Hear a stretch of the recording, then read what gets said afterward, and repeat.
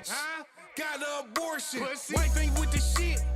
Then I'm divorcing. Ain't no nigga made me. Ain't no bitch save me. Money running through my veins, bitch. I need an IV. Ain't no nigga sign me. Ain't no nigga play me. They know the mission. Got love for me, cause I stand on business. I'm a menace. Sack the paper running through the trenches. You ain't convincing.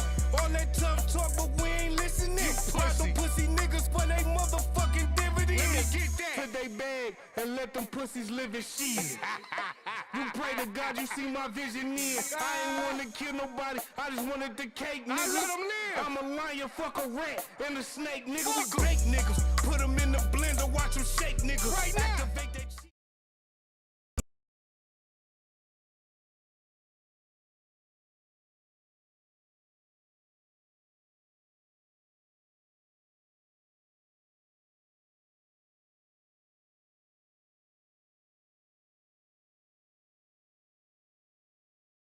And keep pushing. Yo, hey, we live on the motherfucking Shank Show where we get paper and stay low. Hey, dig this, man. It's an open forum tonight. You know, we gonna talk about all type of different shit. We got people coming in. We got people here already. We got D Letterman. We got the host Heavy Hefe 3. What's happening, baby? Let's go. We got Duce Vaughn in the motherfucking building. What's up, my baby? It's really that. It's really that, man. Hey, really that video is being shot this fucking Sunday, man. Hey, y'all niggas, man, don't even know, man. We got T-Dot, man. We got No Love Peas, man. This shit is out of control. You hear me? The team's so strong. Man. Yeah. So, you know, we got a lot of shit going on, man. You know, it's like I say, it's an open forum tonight. We're going to talk about multiple topics. The chat is open. Feel free to comment. You know, I'll read the comment live on all the platforms. We live right now on Facebook, Instagram, Twitch, and YouTube. So go to whatever one you like the most and tune in right now and see what we talking about. Let's discuss, man. So yeah. So let's see. First thing I wanna kind of touch on, to be honest with y'all, is did everybody see the police officer? He got second degree murder. He got charged just recently. It was a Grand Rapids incident where he wrestled the nigga down. The nigga grabbed his taser and he shot him in the back of the head. But he just got second degree murder. Some told me when I read that shit that that ain't enough. Man, that's first degree murder, man. That's what I said, Vaughn. First degree murder off the dribble. That's first degree murder, man. That's a hate crime. You shot a nigga in the back of the head, bro. Come on, man. Nigga had a taser, man. Disagree. You shot a nigga in the back of the head. Okay, hold on, Heavy. For you give that perspective. So we don't know what happened beforehand, but from the video that we seen, the police officer was on top of him. He had his taser in his hand, and the police officer shot him. In my opinion, it's never the right thing to do, but I want to get opposing opinion. So Heavy, how you feel about this shit, man? Well, I feel like this. They go to school and they teach them bitches, you know what I'm saying? If a motherfucker grab your motherfucking weapon, and I wouldn't give a fuck what weapon it is, mace, a taser, your pistol, it's all a weapon. Then you kill a bitch ass. That's what they teach them in school. My nigga fucked up, man. So, with that being said, them motherfuckers, listen, bro. He grabbed the motherfucking police officer motherfucking weapon and held it in his motherfucking hand, which he shouldn't have did. Two sides to every story. You got to get into their side, you got to get into that side. You feel me? Right. So, my thing is this. The mind of a police officer, bro, is do what they was taught in school. Mm-hmm. You know what I'm saying? So, they don't teach them niggas about compassion, about Okay, it ain't like, okay, bro. If they grab your taser, you know, then maybe you shouldn't shoot them. Have compassion. This thing, They don't do all that. They It just just- if you grab their motherfucking weapon. So do what you got to do to protect yourself. So if it calls for you to kill them, kill them. That's you know what? That's a fair point because, hey Vine, let me ask you this: if you was a police officer, right? right. I'm just saying, just hypothetically, if you was a police officer and a nigga had your taser, which could disable you, where he could grab your gun and kill you, Exactly. if he tased you, and he got it in his hand and he wrestling for it, what you gonna do, Vine? Vine, and you got your pistol in your hand, what you gonna do? You know what I'm saying? It's like, Hey, Hold on. I wanna, Vine, what you gonna do? In that scenario, I could pop the nigga, right? You feel me? But I ain't gotta pop the nigga in the head. I can pop the nigga too. They show you how to neutralize a nigga and how to put a nigga down. Okay, wait. So you said, I just want to touch on that real quick. You said you would pop him in the leg instead of hitting him in the head, right? Yeah, I put the nigga down. Okay, hold on. They teach you shit like that. Okay, hold on. Okay, go ahead, Heavy. Go ahead. Finish your the point. only qualm I got is what you said, Bond. He didn't have to shoot him in the fucking head. He Just could go in have there and shot tell him him again. I can't do nothing about it. when he shot him. Just go in there and tell him like, yo, man. Hold on. Vano, mute up. Shot him in his fucking leg. He would let that taser go. Hold on, say that again, bro. I said the only thing that I got that I'm with the victim is this. Okay, you have to shoot the nigga in his head. You could have shot him in his fucking leg and he'd have let that taser go. God damn it. You'd have to shoot him in the back of his head. But the victim was all the way wrong, bro. Grabbing that police officer equipment, whipping off his goddamn body. You feel me? And wouldn't let it go. People talking about he couldn't speak English, he just got all that. That's a goddamn lie. Well, any fucking country got police. And I don't give a fuck if you can't speak English or not, and fuck that. Nigga, you know what the police was, bitch. You knew that was the police you was dealing with. So ain't no excuse. Even if your bitch ass can't talk, you know that's policia. Bitch. Yeah, facts. Do that, oh nigga. You grab that police officer gun. Hey, taser's a gun just like this gun is a gun. Yeah. Them all his weapons, bro. You don't grab police officer weapon if you don't want to get killed. Period. Wow. You grab that man's gun, and guess what, bro? That's why I say second degree is fair. So, bro, let me ask you this. So, in your perspective, you saying that he basically caused his own death. That's basically what For you. sure that. Okay. All right. Hold on. Hey. Let's be real about it. Okay. And fuck Black Power right now. No, Doing all that shit, Black Lives Matter. Yeah. Fuck off. Let's be real. I respect that. I respect that. That's a fair point.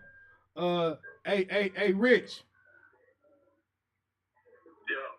So what you think about this topic, man? We talking about the Grand Rapids murder of a young black male by a police officer, white police officer, and some people on the panel feel like he could have used more discretion. Some people feel like he did what he had to do. What you think about it?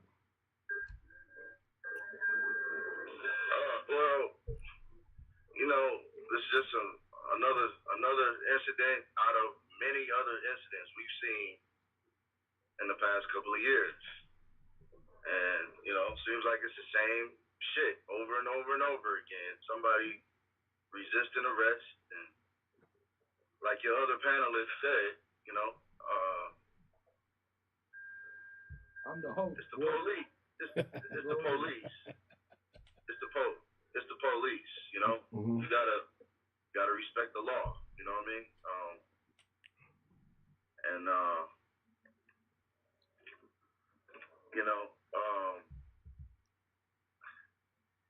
as far as that other thing, getting shot in the head, I mean, you know, when you're in a scuffle and it's life and death, you know, you really don't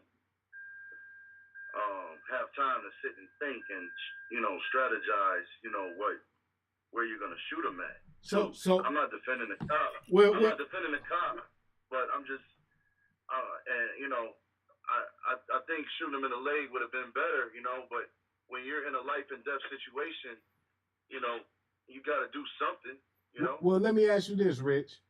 Do you think involved? Seconds involved, where it's either your life or somebody else's life, and you got to make a determination in a split second, right? Mm-hmm. And you got to do something, right? Or something's going to happen to you. You don't have time to sit there and say, "Oh, well, let me see what body part I can do to, you know, subdue him without killing him." You just got to do something right then and there, you know. Right. Go ahead. Well, let me ask you this. Do you think at that time, at that moment, that the police officer was really thinking about life or death? Do you think that the police officer was, being that the guy had his taser, but he had a gun, so you still got the upper hand and you're on top of the guy?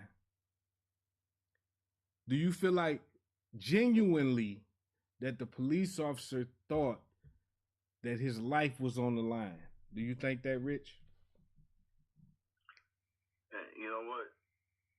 I don't think any of us can really know really what was going through his head at the time, you know.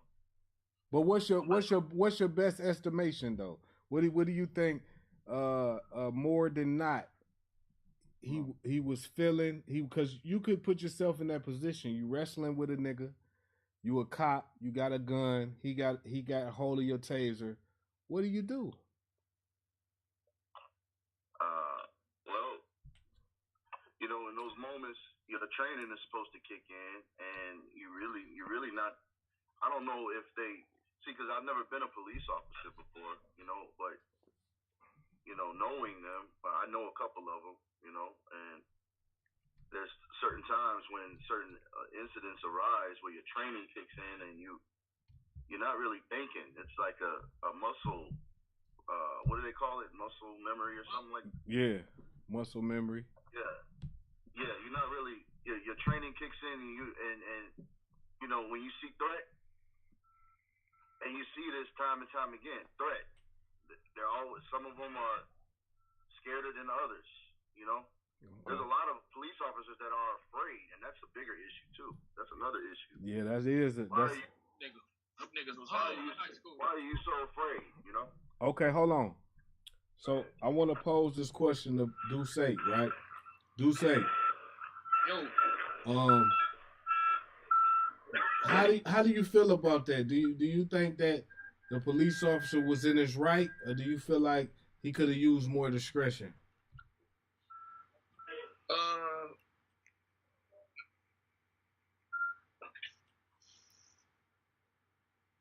I'll allude to what your brother said, man.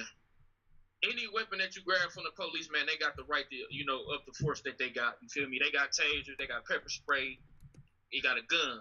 You know, he ain't choose to grab a pepper spray. He ain't choose to grab it. You know, he chose the gun. So it's like, I guess the split second, you know, he made the best decision that he thought in his right mind that could save his life. However, I'm still like, damn, man, you could have shot the nigga anywhere, bro. You on top of, I seen the video, you on top of him. And Dog had the taser, but he didn't have it to where he pointed at him or where he trying to shoot him. He just had his hands on him. So, in my opinion, I done been in some scuffle with some niggas, you feel me? He, you know, he was mad. He was pissed off. You feel me? This nigga grabbed it. I'm wrestling with this nigga. You feel me? This nigga that took my shit. He overpowered me. You feel me? So, Dog ain't had no power. He couldn't wrestle with the nigga. You know what I'm saying? Dog took your taser, nigga. You know, he little Dog you for real. So, all Dog could do is grab a strap and put him down. You feel me? So, you know, I know what was going through Dog's mind. Dog got little Dog out there. He was mad, so, you know, he shot him. That's just like if a nigga beat your ass, you know, when you can't do nothing with the hands, you about to go get the strap. Dog got the strap. You know, point blank period. He got the strap, huh? He got the strap. Got the strap, and you know, he shot him in the back of the head, man. He could have shot him in the hand. He could have shot him in the hand. He grabbed the taser with. You could have shot the nigga in the ass.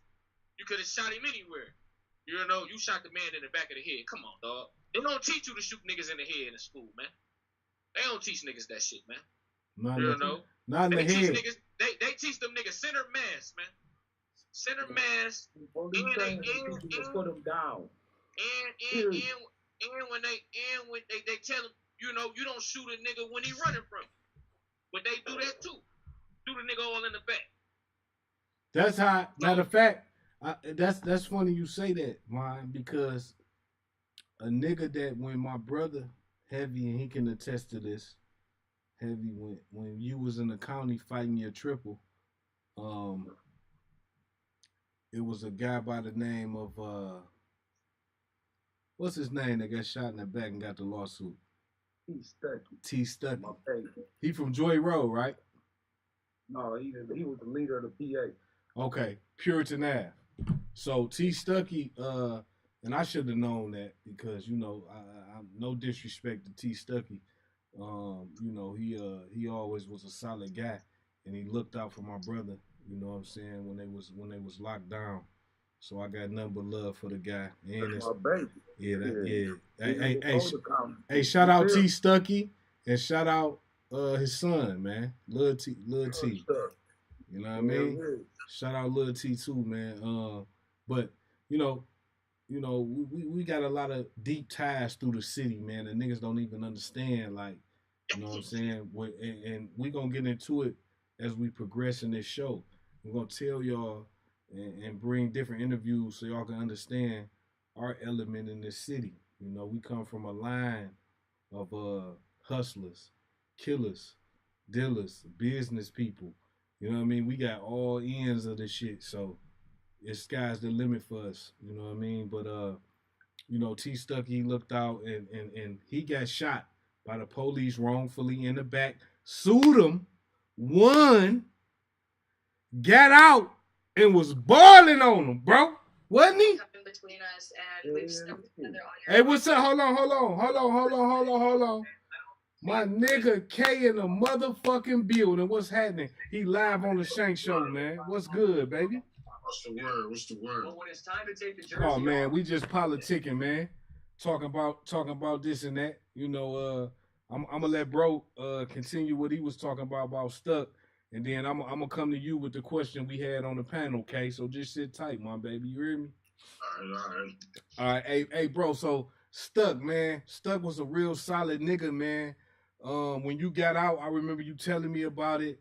You know what was going on, how he looked out. He was a solid nigga. He was always, you know, solid on the streets. The police shot him wrongfully. He filed a lawsuit, won millions of dollars. And they made sure that they didn't let that shit ride, right? Well, first of all, before he got out though, it was a lot of adversity, bro, with Stuck. Because before he got out, dog, he just beat 3 or 4 murders. Right. The reason he got out. He beat him. And even claimed the money. You feel me? Because he ain't know he was in, you know what I'm saying, the same little. You feel me? He keeping my head up in that bitch like I run around that bitch, nigga. Every nigga in my motherfucking rock. I was in 512 Annex. You know what I'm saying? 12 cells all the way down. Individual cells. Little than a motherfucker. We 23-hour lockdown in that bitch. 1 hour out. And nigga, I was stressed the fuck out because everybody that was going to court before me was getting rocked. So I was stressed. So I started getting gym and shit. And when I go down to gym, my nigga Stuck got gym too. And basketball. Right. Gym or basketball, I see Stuck every time. So Stuck telling me like, nigga, fuck that. Nigga, we about to be out here. Work out, big dog like me. Nigga, that way when you get out this bitch, nigga, you swole. Nigga, fuck all that shit. Nigga, claim that shit. Nigga, we gonna be out in the streets, nigga. And I'm like, yeah, all right, Stuck. But he kept my head up like, I needed that nigga. And he let me shop off his books, all the magazines and books he read. The cart come around, they got Stuck shit on the cart for me. Here, Stuck sent you that. Stuck sent you that. Stuck said, get what you need, nigga, if you need something. Feel me, that was my baby, he held me down. Feel me, I seen him in that bitch, Lil Manny niggas, PA, all loud, like, wasn't no nigga fuck with Stuck. None of them niggas. He hold every nigga in that bitch, really. So, you know, and he was a little cut-ass nigga, big as hell. Because he was coming from prison. Because he was in there a long time fighting his cases. He on the rent in that bitch, fighting his cases. So, but he beat the shit. Feel me? Got out, claimed his motherfucking lawsuit money, balling like he never left. Because when he was in the streets, he was a top balling ass nigga in this bitch. So it just looked like that nigga was just gone for a minute, came back on the same shit. He was back at it, quick. Right back at it, nigga. So, and on top of that, he was in the music. You know, he rap. You know what I'm saying? And he put money in the artist. You know what I'm saying? Yeah. So he loved music. So he was back and forth from Atlanta. When he came home, he was hard on that music shit. E-Dub was one of his artists. Yeah. You feel me? Couple niggas that he responsible for, you know, a few niggas' careers around his Hey, his son doing this thing too, man. He was doing this thing for a while. You know, his son too. I just wanted to add that. Hell yeah, little stuff. But my thing is, bro, that nigga, so they shot that nigga in the back. That nigga was running for sure. And they weren't supposed to do that. You feel me? You don't like Bob, like Duce said. You don't shoot no nigga when they running away, because guess what? They not a threat to you. That's right. Because they running away, so they're not a threat. Hey, facts. Hey, facts. Hey, heavy. Stucky though, for real. Hey, real nigga riding, you know what I'm saying, sitting up in that bitch, bro. Hey. Be out here being productive, dog. Hey, shout out T Stucky, man. Real pillar in the city. Real pillar in the city, man. Shout out, man. Yeah, for sure. So I wanna move to K, man, and we was talking about, I don't know if you heard, K, but it was a Grand Rapids incident that happened in Grand Rapids, and it was a police officer who wrestled with a young 26-year-old black male. Wrestled with him. The guy grabbed his taser, and he ended up shooting him in the back of the head. The police officer shot the black male in the back of the head and killing him. And he just got charged with second-degree murder. Now, some people on the panel feel like he got what he deserved. Others feel like he was within his right, and others feel like it wasn't enough time. What you think about that, Kay? And did you hear about it? And what's your thoughts on it? Is that the one, my man? He was like a Haitian or African dude. I don't know. You know what? I don't know if he. I know he was black. I don't know if he was Haitian. Haitian or African? That's him. Oh, that's him. Okay, yeah. And it happened like about 2 months ago or something like that. Yeah. Yeah, man. See, the thing with that is, man, I believe that when the police they choose who to show restraint against because they know they could get away with it. Right. See what I'm saying? So they know by law if you struggle with them a little bit, they're gonna be justified in shooting because all they gotta do is say what? I fear for my life. That's right. But deep down, they're not really fearing for their life, but they know they got that out if they ever need to use it, because it's too many instances where they in the same predicament.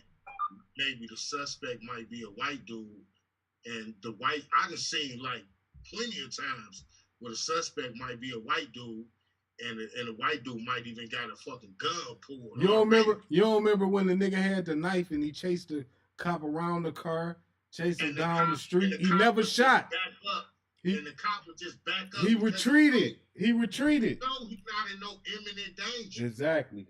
But if it is a motherfucker with a knife and he do shoot the motherfucker, he know he can say, I fear for my life. Right. Even though any sensible person know that all you got to do is basically just back up on the motherfucker.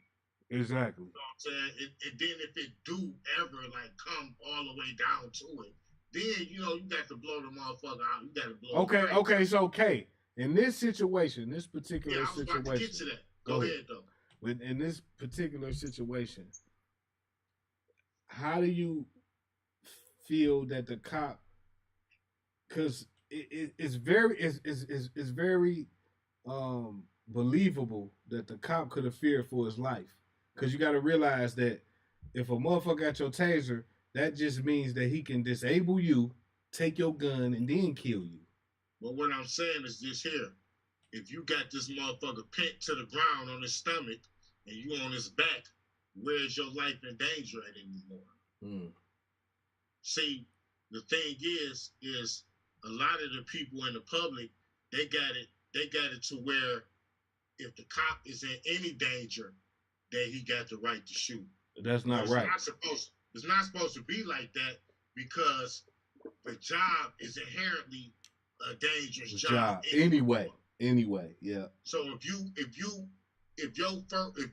your first recourse of action is to shoot a motherfucker when you feel in danger, then it's probably not the job for you. You see what I'm saying? Facts. It's probably not your. You probably shouldn't be trying to do this job if the first time you feel a little fear, you feel like you can shoot a motherfucker to save your own life. Right. And that's not what a cop's job is. It's not what his job description is. Yeah, they supposed to protect and serve. I think that we've gotten away from even depending on the police. You know what I mean? Like niggas like from what I hear and when my ear to the streets, like niggas not dependent upon the police. They like the police come after everything over with. After niggas shot, after the guns are blazing, after all that has happened, then they come. Right? They ain't run up in that school. Exactly. And they was right there. They ain't run up in that school though. Yeah. One motherfucker was up in there with that AR. All the motherfucking police who was outside that school didn't run their monkey asses up in there. Hey, K, it's an investigation going on right now because the police is covering up shit about that. Like, the public is like, why wouldn't y'all go in and neutralize the threat off the dribble and kids getting killed? And then they act like they don't want to pass no gun laws. But then they say, oh, AR-15s are not what they say, they're not assault weapons. They don't kill a whole lot of people. You know what I'm saying? They try to say shit like less windows and doors on the schools and all that stupid type of shit. Instead of just passing stricter gun laws. I'm gonna be honest with you. My personal opinion is that I believe that we had the money for it because we sent billions over to Ukraine. So every school should have at least 2 cop cars, K9 unit, regular car. Why? Because we could stop the threat. I'm saying you could just stop motherfuckers from easily accessing motherfucking guns that kill people. You can't, right? Because this. It don't happen in no other country though. Okay, but I know it don't happen in no other country, but we're in the United States where it happens and where guns are so easily accessible that at one point in time, and this is way back in the day, that I know personally of a motherfucker who had 30 guns at one time. And it's multiple motherfuckers that had these many guns. So it's easy to get guns, is my point. If I don't get it, if I don't get it from the store, I can easily go buy a gun on the black market and I got a switch on it. I got 50 rounds. I sent a nigga just to go get the clips and the bullets. I sent a hoe to go get the clips and the bullets. Because it's easily accessible. But it was still. It's so easily accessible. But my point is this, K. It would still be easily accessible even if they cut it off from the I think so. from the purchase from the stores. Even if they cut it off from the stores, it's enough guns on the black market where a nigga go buy a gun if you got the money. But I'm saying, look at the people who going into schools, shooting up grocery stores and churches and shit. These people are going into stores, Buying the and just guns. buying AR-15s. That's right true. Off the rip. That's true. That's facts. It ain't the people like the people who you talking about, the niggas out on the streets. Yeah, that's part of the problem too. But I'm saying, the motherfuckers who going to kill up 15, 20, 30 people all at one time is some motherfucker with a mental problem who went into a gun store And bought a was able to gun. cop the motherfucker real quick. Easily. Go do what you needed to do. Easily got the gun and the armor and everything. Hold on. Hey, Go ahead. if anybody is in cars, moving around, doing bullshit, mute your phone. Hey, yeah. That's facts, man. That's facts. Don't Mute your wanna phone. hear that beep and all that. That's facts. That's facts, Heavy. Hey, I want to welcome Adrian to the motherfucking Shank Show where we get paper and stay low. Welcome back, baby. How you doing, beautiful? What up, though? I'm Hey. good. How y'all been? Hey, man, we've been chilling. We've been good. You know, we've been politicking. And, you know, hey, it's a couple topics tonight. The first one we was talking about was, I don't know if you heard about it, but I'll try to bring you abreast on it. It was an incident in Grand Rapids that happened where there was a police officer, and I think we talked about this on another show, but there was a police officer who wrestled with a 26-year-old black male. The black male grabbed his taser, had a hold of his taser. He wound up shooting the black male in the back of the head and killing him. And he just got charged with second-degree murder. Now, Adrian, some people on the panel believe that this was a good sentence. Some people believe that it wasn't enough. And some people believe that he was well in his right to shoot the guy because he had a hold of his taser. So I want to ask you, Adrian, with what the facts that you know, if you heard about it or if you didn't, with what I'm telling you, what do you think? What's your thoughts on this?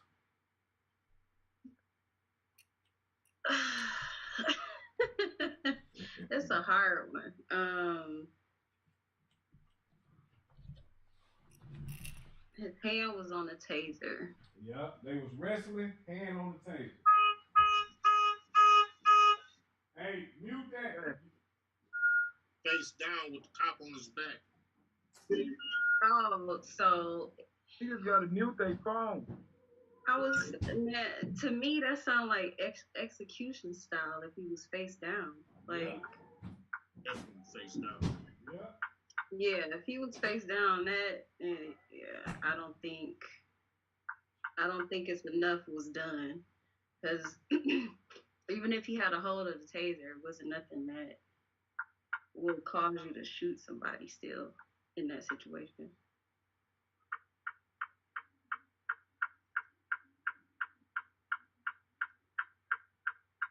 What is that? Shay, you should pull it up and put it on your screen right quick. Fuck, man, somebody ain't muting their phone.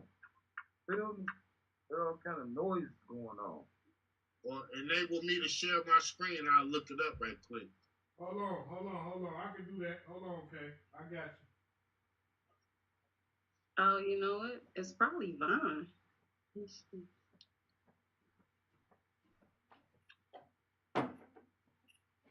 Hopefully it ain't Vaughn. My shit muted. Knock it off. Knock it the fuck off. He muted who it My was. shit been muted, man. Okay, let's see here. I'm You can mute niggas too. You know that, right? Oh yeah. What? All you gotta do is look I at muted Mike niggas. Like, You don't remember, bro? And cuz they got to arguing on this bitch. I say y'all niggas ain't listening, man. Y'all niggas ain't listening. yeah. What's up, Andrew? What up, dude? You alright? I'm good. How are you? I'm alright. What up, Adrian? Yo, how you doing? I'm alright. Hey, I don't know, Kay, if I can play this though, man. You know, a lot of times they give me copyright for this Fair shit. use, fair use. Oh, it's fair use? Yeah. Okay, hold on. I'm finna show it then. Hold on. For sure, girl.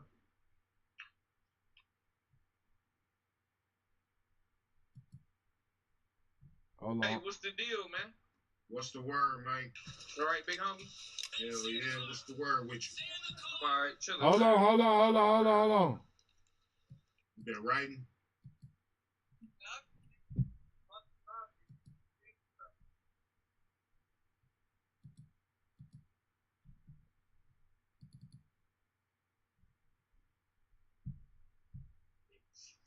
Can y'all see the screen?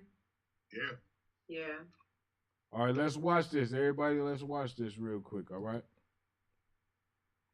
Let me see.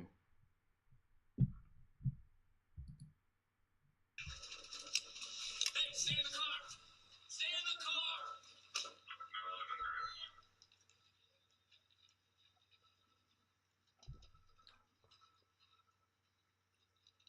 He like an African dude or something. Mm. So it's English kind of like suspect. So he ain't really understand. He kind of understanding them, but you know it's a little language barrier there. You understand that's the police though, and you know what I'm saying? He understand that's the motherfucking police authority. Oh yeah, no doubt. No doubt. They got police in every country. Okay, feel me? Yeah. So nigga, you know what's up.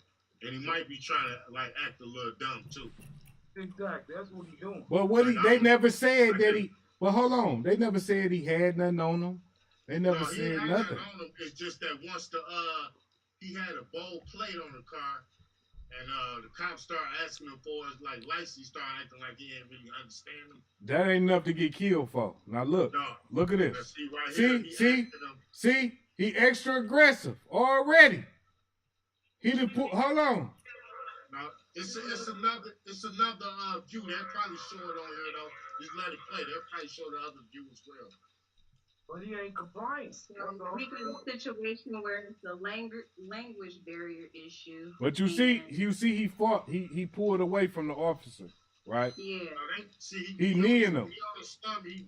He kneeing him. Stomach now. And then the cop gonna pull his gun out. Hey, this fair use. This fair use on the Shank Show. This fair use right here. Don't copyright my shit. You hear me? Even if it's a language barrier, them big see them foreign motherfuckers, they know how to cut that shit on and off when they need to. That's true. They play games. You feel me? Now Look. all of a sudden you don't know. Look. I don't know. He picked him up at one point. Hey, bro, hold on. He picked him up at one point. Yeah, so it's another angle. They gonna end it's some audio too. They might show it here. it looks like he's trying to move him off the camera. Yeah, this is like 14 minutes. This 2 minutes or 14 minutes. And his boy was sitting in the car the whole time watching.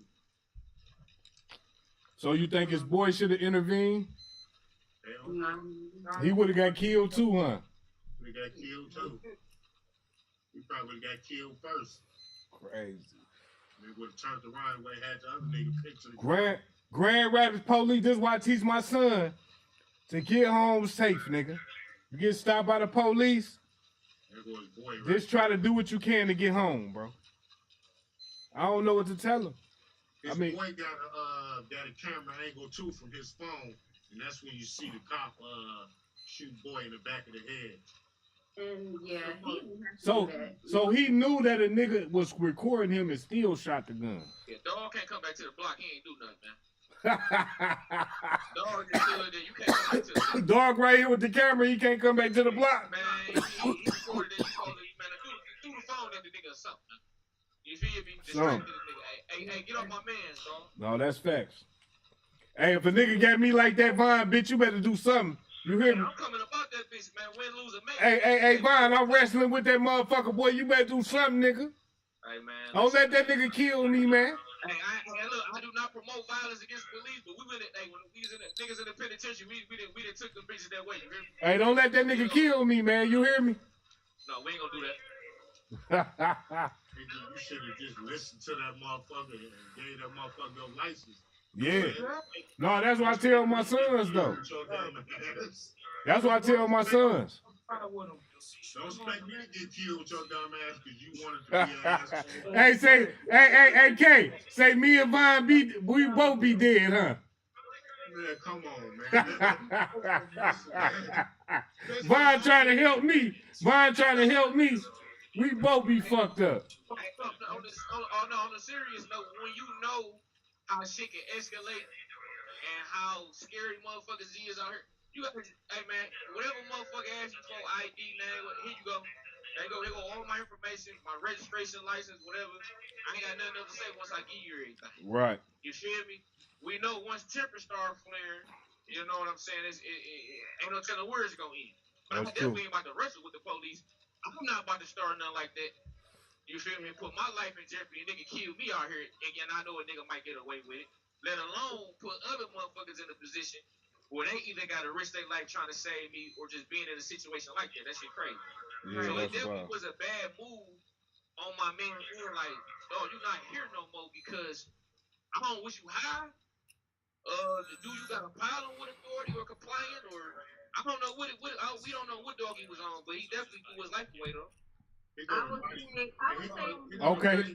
Oh yeah, here go the body cam. Here go the body cam. Watch this, y'all. Pay close attention. Okay. And then they got old boy phone view too probably on here. You really see it. I'm stopping you. You have a license. Do you have a driver's license? Do you speak English? No, he acting stupid. He acting stupid. Motherfucker, you speak English. He acting stupid. He acting stupid. That's why I wasn't sure. That's why I said that because he could just be playing dumb as shit. He is. He is. He's like, huh? What? I don't know what you're talking about. Look how he holding the door open. Is you retarded, bro? I don't think that's the case. I think You don't think so? No. Think he because confused for real? I've been enough around enough Africans. Some of them, yeah, they know, but some of them, they don't speak English. Okay, hold on. Look at this. Look at this. Why? He look. He's trying to run. He running. Hey, what do you think about him riding with the bad plate? Don't you think that kind of Fair use. Look, I would say that's normal. We in Michigan. That's normal. No, but what I mean is, don't you think the fact that he had the bad plate is the reason he was trying to act all innocent, like he didn't know what was going on? I would say that part. I would say that. If he would have been riding legal, don't you think he would have just been like, no, it's on my license. What's going on? Right. I don't know. Hey, this critical. Hey, hold on. Go ahead. Right. This is an execution, man. Well, he ain't had nothing though, bro. This is an execution right here, bro. I mean, I ain't trying to say the guy deserved to get executed. I'm just saying, well, you know, I think that he didn't have to. The cops didn't have to do all that. One, you're not even supposed to go. You're not even supposed to pull anybody over by yourself anyway now. Yeah, you supposed to wait on backup, ain't you? Right. And on top of it, he as a cop, I would have chose, with the way the world has been for cops in general, I would have been like, well, I'm going to let this dude run because I don't got time. You see he got the taser right there. Y'all see that? But let me say this, Shane. Okay. But look, though. He didn't grab the taser off the cop's waist. No. He grabbed the taser as he was shooting him. Trying to stop from getting tased. Right. Yeah. That's true. He didn't maliciously grab his taser to try to disarm him or nothing like that. Hey, hold on. How did the officer's body worn camera disactivate?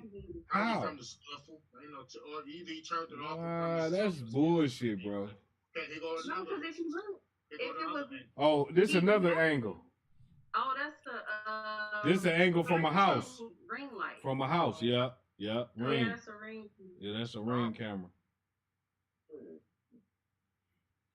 Hey, you know what though? I'm saying if I feel like a police finna try to kill me, I'm gonna fight back. I ain't gonna lie. That's what I'm saying. He I ain't wasn't gonna really lie. fighting back. He was just almost scared. Trying to get away. He was trying to get Yeah. away. Fair use. Shank Show, listen fair to this, use, though. man. Listen to this here. Yeah. In this situation, since it wasn't nothing but a bad plate or whatever like that, Uh-huh. why would the cop act like he trying to catch a motherfucker who just committed a hell of a murder or something? Right. Let that motherfucker go. You already got all this information. His boy's sitting right here in the car.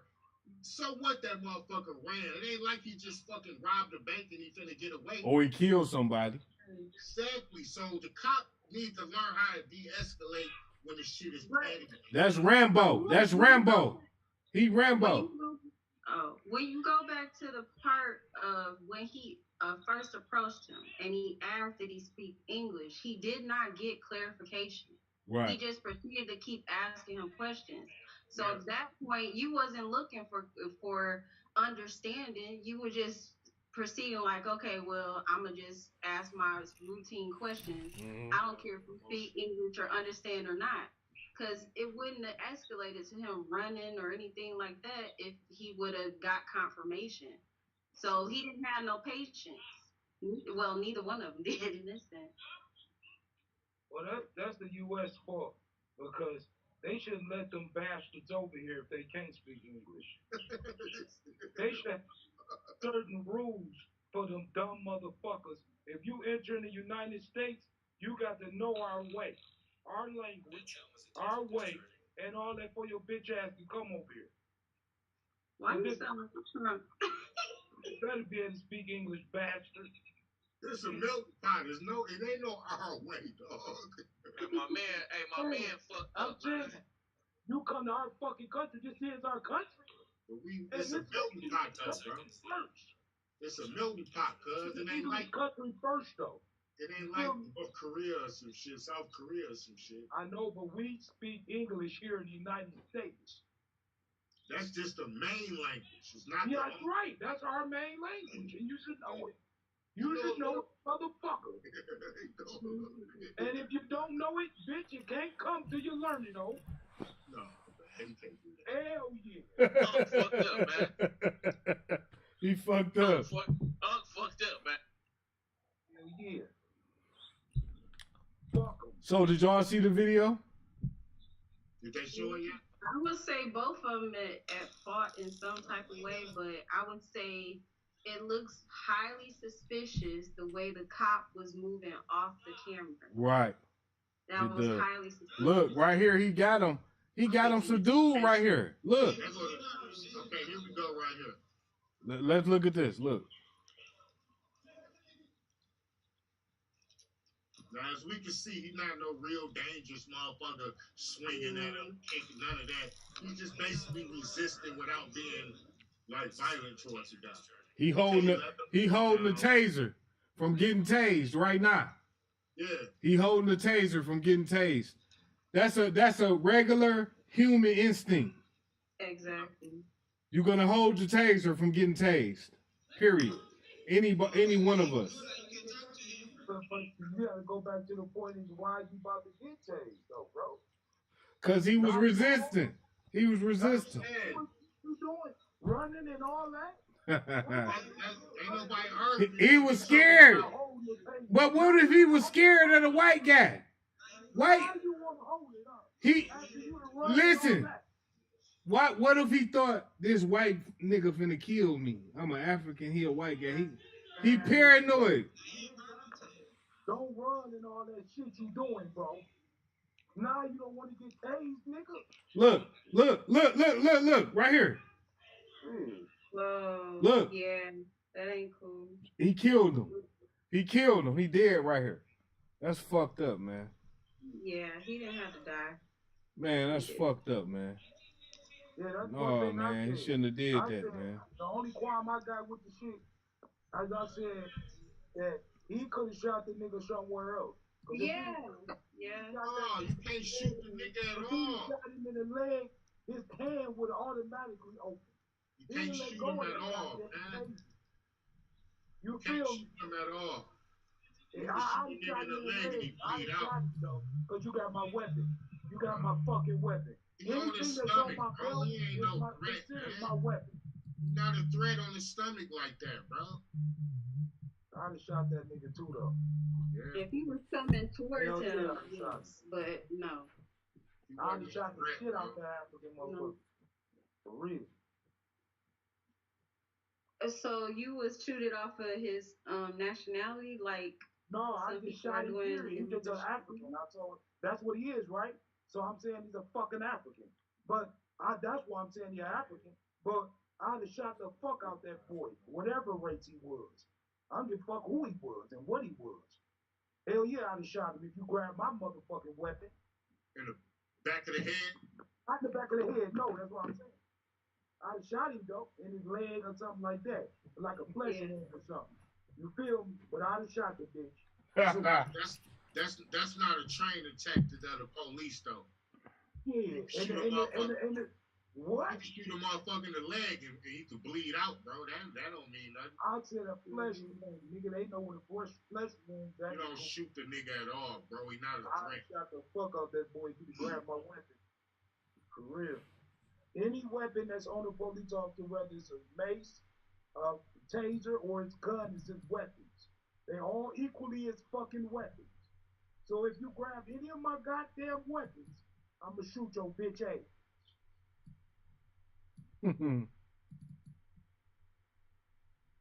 Don't grab my weapons. Period. Man, he asked for that shit, bro. The fuck you Spanish or not. You know what the fuck you was doing when you running and all that, bitch. You knew to run. You knew to do all the dumb shit you did up to leave and get shot. You knew to do all that. You ain't too foreign, motherfucker. Shit.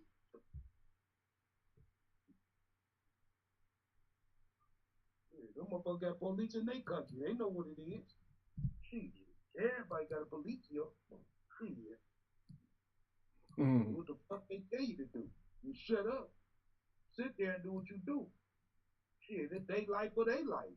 And when it come down to it, like bro said, he can tase the nigga, bow, right? He can tase the nigga and then take his fucking gun and kill him. If he grab my fucking taser. So it's a threat, a big threat. Don't do that. You shouldn't have ran in all that to lead up to the point.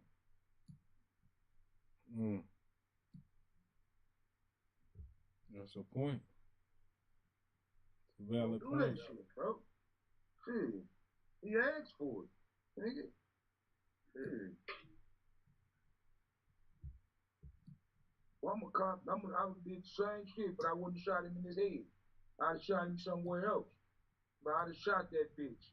You grab my motherfucking weapon. Shit. Real. You don't grab my weapon. You know what I'm saying? Your foreign ass should have knew that. Shit. You know that in Africa. Don't grab the police gun in Africa, bitch. You do that then. Shit. Motherfuckers be giving these foreign motherfuckers too much credit. These bitches know more than y'all think. They use that shit, cut it on and off when they feel like it. Fuck them. Shit. I don't know. Yeah, I bet you don't know now, bitch.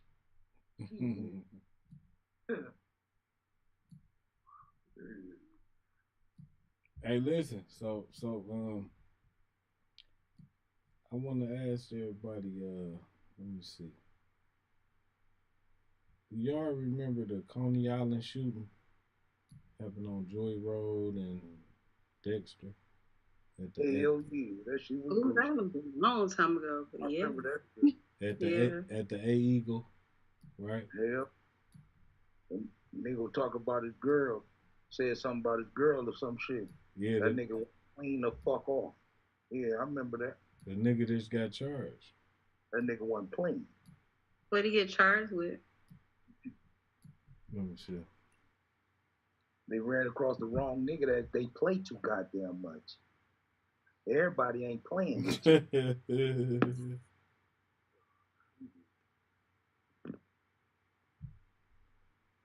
Let me see.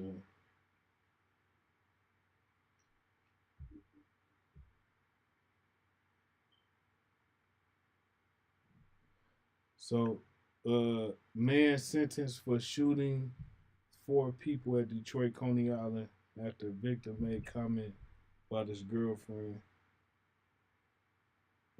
So let's see.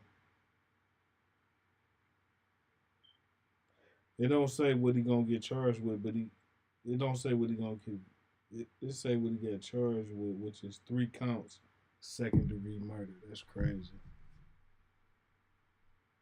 Yeah, man. That's the thing, though, bro. Everybody don't be playing, man. See, these niggas be out here, bro, playing, bro, with niggas. You don't know how to fight no more. How about that? Niggas playing. But it was 4 niggas, though, and him. Fight what? Fight what? Nigga, I'm shooting everybody. Fight what? And there's 4 niggas against me. Fight. Shit, ain't no fight. Shit. I'm shooting you niggas. Shit. Fight what? Shit. 101, I understand that. Shit, let's go all day. Any bitch nigga can get it. But what? 4 niggas against me? And my bitch, she a girl. What she gonna do? Shit. I'm gonna pull this motherfucking boy out. I'm gonna tell you what. Shit. They did not take that. Now this gonna even the odds. I got 17 hot-headed niggas with me. They say he's supposed to say it to what was supposed to be said to his girl. I don't know what the fuck they said. I think they probably was like, just assuming they probably was like, look at this fat bitch or something. Because she was a fat bitch, so maybe that's what they said. Like, this bitch fat as hell, dog. Look at this fat bitch. Something in that order. Damn. They said something about the bitch. You feel me? Shit. A nigga was playing. Can I get in here for a second? Come on, Rich. But these young niggas. Stop playing with you. Hold on. I think what the young lady was trying to say was, you can correct me if I'm wrong, but is pulling out a gun and shooting a nigga the only recourse you have? Right. Now you done threw away your life. You're about to get the keys thrown away, right? For what? A joke? You couldn't think of another joke, a funnier joke to come back on with? It ain't a joke though. And then if you let me finish. And then if you really feeling threatened, then pull a gun out. If the niggas are starting to get it after they made their comment or whatever, right? After they made their comment or whatever, right? And you respond back with another comment, or keep your mouth shut, keep it moving, get your food and keep it moving. Keep your mouth shut. Then if you feel threatened, yeah, you know what? And sometimes I avoid in situations in real life, right? You're not gonna be there's plenty of assholes in this world. You ain't gonna be able to kill every single one of them. All right? You gotta make a decision. Is this worth throwing my life away? Right. Or do I need to kill this asshole? Right? So yeah, sometimes sometimes the wiser person will keep their mouth shut. Yes. Man. First of all, so if you feel threatened, if there's 4 niggas and you feel threatened and they're getting aggressive, then yes, go ahead, shoot away. You know what I'm saying? But for a joke, you shooting for a joke? No. Man, listen, bro. First of all, dog. I'm not your bro. I'm your cousin. First of all, whatever, nigga. I don't give a fuck who. Whatever. I'm about to make a comment, nigga. Fuck who you is. Yeah, anyway, I'm saying this. First of all, you feel me? Fucking, you ain't a street nigga, number 1. And you ain't never been no goddamn street nigga, number 2. You feel me? So that's some I don't have to. Well, that ain't got nothing to do with this. Nigga, hold on. That ain't got nothing to do with this. Let me finish. That ain't got nothing to do. Let me finish now. Nah, It you're ain't using nothing to it. insults. The This ain't got mentality nothing to of do with no niggas insult. Hold Niggas on. mentality You don't ain't need like to be that. Hold no on. street Hey, nigga. one Have mic. common sense. One mic. All right? One mic. You One all right? mic. You don't You need ain't to no be no street street nigga to have Number common one. sense. Number And to be two. a wise nigga. You If don't I'm have to in have. a situation like that, I'm thinking off the rip these niggas gonna hurt me, bro. Because you wouldn't have said nothing about my bitch and disrespect me in front of my bitch or said nothing about my bitch. That's why your ass gonna be locked up No, in hold here. on. Let me finish. That's why your now. ass gonna be locked Let up in me here. finish now. First Up of in all, there. you're not gonna disrespect my bitch in front of me. That's number one. So if you do that, I'm gonna assume you got a gun, bitch, nigga. Cause you got a lot of motherfucking nerve to do that, bitch. So I'm gonna take it like you got a gun. And it's 4 or 5 of you niggas. I'm pulling that bitch out. I'm shooting instantly, bitch. Instantly. To protect my life. Ain't no in between. But you can't shoot up in the air instead? For what? Shooting in the air ain't gonna save you. What if them niggas had guns on them? Nigga, I'm trying to save my life. When I pull that bitch, I ain't shooting in the air. You ain't gonna see my pistol unless I'm using it. And I'm gonna use it if you see it. I'm thinking about protecting my life right now. 3, 4 niggas in this bitch. Nigga, saying something to my bitch. That means I keep y'all strapped automatically. Big heart motherfucker, donkey neck bitch niggas. You gotta be strapped. I mean, there's some people And if you wasn't strapped, you should have shut the fuck up. Shut up, nigga. Ain't nobody joking with these niggas out here. Who joking? Joke? Obviously, Say that another nigga joke. with that gun. That nigga Rich said, say another joke, cuz. Say another joke. What? Say another joke. Hey, Rich, what jokes you think you should have told? Nigga, what? Don't disrespect my bitch, period, nigga. Don't disrespect nobody I'm with, nigga. It's going down. Hey, Richie. Because right now, I'm thinking my life in jeopardy. Where's Richie? Still That's here? how real street nigga think, boy. I think he fell off for a second. Oh. That's how a real street nigga think. I think instantly my life is in jeopardy. So I'm going to take the steps and thinking my life's in jeopardy. He did nothing wrong. Well, I've been in that situation.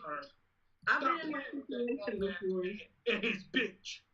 Hold on. Adrian want to say something. Hold on. So what I was saying was, I've been in that situation before. Unfortunately, the guy that I was with, he wasn't anybody I was dating, but it was still where 2 guys overstepped their boundary trying to like talk to me while I was with him. And I said whatever I needed to say to him. And I'm looking at him like, why you ain't say nothing? He was like, it looked like you had it. So, it's a different outcome. Nobody died, but still, you can still use your words in some type of way. I would say last resort, if it got to that, it got to that. It's too late. It's too late. You can't do that. When you're in the street, you can't think like that. First resort, last resort, this. Because that second resort, third resort, it's too fucking late. You're dead. Now you're dead. Giving it fucking resorts. Now you're dead. Or you could just eliminate the situation, period, and just go through the drive-through and keep it moving. So that's another way. That's either near door, come on. Come on now. I decided to go in. Because I decided to go in, it's a problem.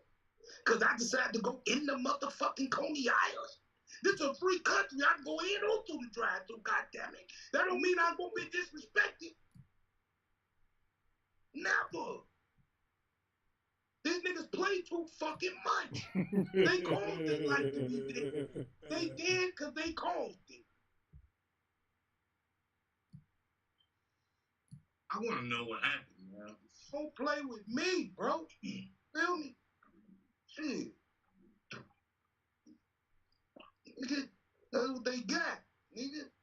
Now I ain't got another chance to play with nobody else. You know what my daddy told me growing up? I remember one time, I was throwing the ball around with my stepbrother, bitch ass. Yeah, Kenny, you a bitch if you ever see this. Anyway. Why you do Kenny like that, man? I was throwing the ball around with my whole ass stepbrother, right? He fucked up. Bam! I motherfucking broke the window out. So I was scared as hell, but my daddy was strict as fuck on me. He a militant street nigga. That nigga was a motherfucking monster raising me. Strict in a bitch. Anyway, I'm scared of the bitch waiting on they come home from work. This nigga come home from work and say, what happened to the window?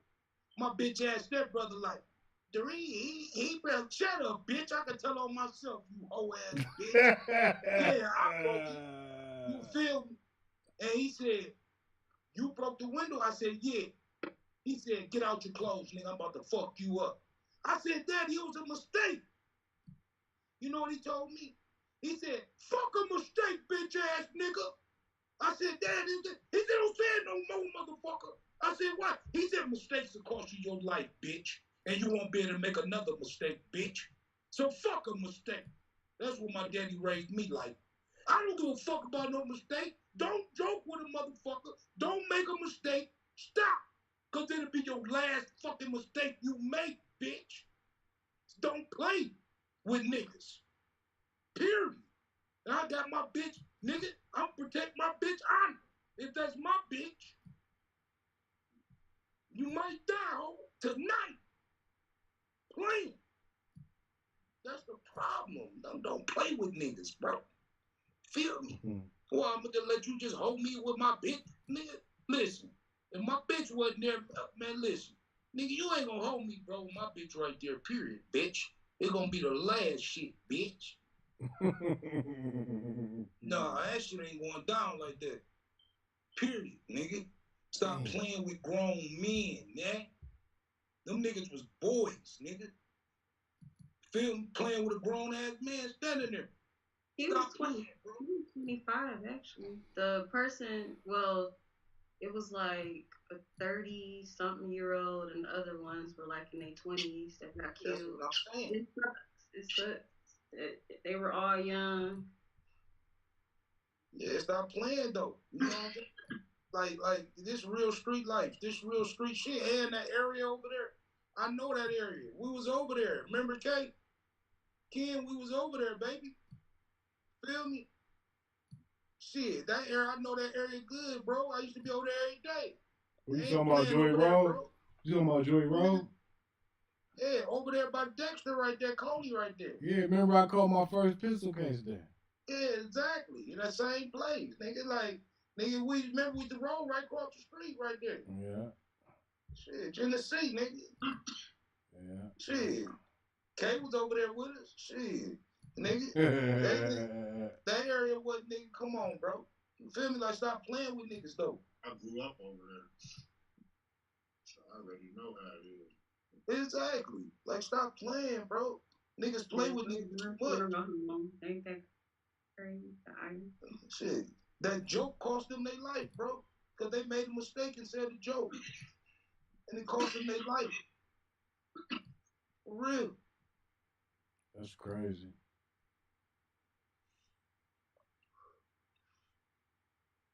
Cold world. It Kids is. can't be kids. It sucks. But this shit ain't new though. Mm. People be like, people used to fight back in the day. I don't know what day that was because I grew up in the motherfucking 80s and niggas was shooting everything that moved back then. So I don't know what day niggas started fighting and put the guns down, but that's a fantasy right there. Maybe back in the 70s and 60s. Right when they had knives and shit, yo. Yeah, when niggas was rumbling and all that. I know ever since the 80s, niggas been shooting up every motherfucking thing. Oh, yeah, especially when you think you outnumbered, K. You feel me? You and that bitch nigga, 4 niggas, dog. And you the only nigga there in your bitch, so I might as well be by myself while I'm with my bitch.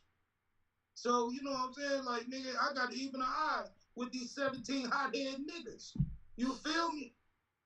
For real. Now we even. No, you know what I'm saying? Let me pull this motherfucker out. We even, not bitches. What you think, bitch? Huh? Shit. Right. I ain't about to get stumped out in that bitch. Cause I'm talking. All right, niggas. Don't say nothing else to my bitch. Now you about to get shot or stumped out. I ain't about to avoid all that. No, take this, bitch. Bop, you take it too, bitch. Bop, you too. Hey, so listen. I want to switch gears one time, right? This is the Shank Show where we get paid and we stay low. We streaming live right now on Instagram, Facebook, Twitch, and YouTube. I got another topic, and I want to start off with Adrian, ladies first. You know, we gentlemen over here. You know how we do it. So, I want to ask you, Adrian, like, how do you feel about the man taking the woman's name in marriage? What do you think about that? Before you answer that, that's an interesting topic because you have some people who feel like that's just impossible to do. Like, if you a man's man, that just ain't nothing to talk about, right? But I think with this new generation and what we going through, some people is really considering this type of shit. And it just happened recently with Ricky Williams, famous NFL player. He got married to his wife, which is a Caucasian lady, and he took her last name. So it happens. So Adrian, what do you think about that? Well, strangely enough, somebody wanted to take my last name because it sounded better. Wow. Wow. But I would say just based off the history of people wanting to leave a legacy, and being that, you know, generally it goes down the line of men, it's different. Not something I would do, but to each got their rid of own. him, right? What you say? I said you got rid of that guy, right? Oh yeah. As soon as you said he wants your last name, that should have been the next thing you told that nigga. Get the fuck out, nigga. It's over with. He not around. So wait a minute. So if I'm hearing this right, He wasn't even serious, but I just feel like it is a unique world. That's not nothing new. It's people that's been doing that for years. I mean, if you're traditional, you'll keep it traditional. If not, you're not. I'm really unbiased with that. It's not my preference, but you know, it is what it is. Well, okay. So what was his reasoning though? Like, why did he take her name? He felt like that's what he wanted to do at the time, you know. Ricky always been kind of eccentric though, man. Absolutely. Are you trying to say he's a little feminine? Yeah, Ricky. I'm not saying he gay, but he is kind of real soft. Okay. No, I know what you mean, but I just wanted to say that though. But yeah, he is kind of soft like that, kind of very soft, open like. Metrosexual? Is that what you're saying? No, what you say? Metrosexual. Oh, a little metro. No, I don't think it's to that point. But I'm just saying, like his mannerisms, and when you kind of hear him talk, he not like real alpha, like, and he kind of eccentric. Got it. You know, so yeah, but it seems like he just want to do something different, just to be different. Yeah, Ricky, he always been kind of off, not off, but kind of different. I say different. Got it. Politically correct way to say it. Remember, Ricky forfeited all that money just to smoke weed. Yep, he was fucked up for that. Yeah, because he was an NFL player, so he couldn't stay off the weed, so he kept on, getting suspended. Every time he'd come back, he'd be like, "I just gotta smoke." You know what I'm saying? Remember, he was on the cover of Sports Illustrated with Mike Dick in a fucking wedding dress. Yeah.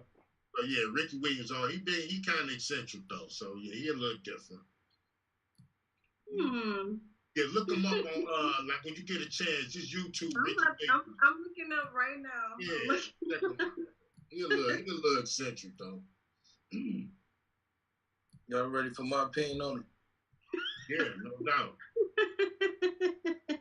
My opinion. First of all, this, she brushed on it, but I'm gonna say how I feel about it. I feel like no way in the fucking world would I ever let her take a woman's last name. For the simple fact is, I got a legacy, and I got my bloodline is important to me, and my bloodline is tied to my last name. And if I want to live on, and I want my name to live on, and nigga, and that name recognize that bloodline, you gonna have my last name, or fuck it, we ain't getting married. Period. You know what I'm saying? Take your last, I'm gonna take your last name, and then now my legacy living on with your last name. Like that don't even make sense. No shit, right there. And that's just how I feel about it in a nutshell. Period. That'll never happen. You get the fuck on with that shit. Well, I guess we won't be getting married, asshole. Well, I found his reasoning. He said he wanted to create a relationship balance, so nobody is superior, so to speak. See, he different. Yeah, he was a beta male. That was some different shit right there. He was a beta. He made that up because he smoked all that weed. He came up with this nice little idea in his head, and he said, "Fuck it, I'll roll with it." Niggas a beta, bro. Shit. They don't get about his legacy and his shit. You know what I'm saying? Yeah, Ricky don't think like that. Fuck all that.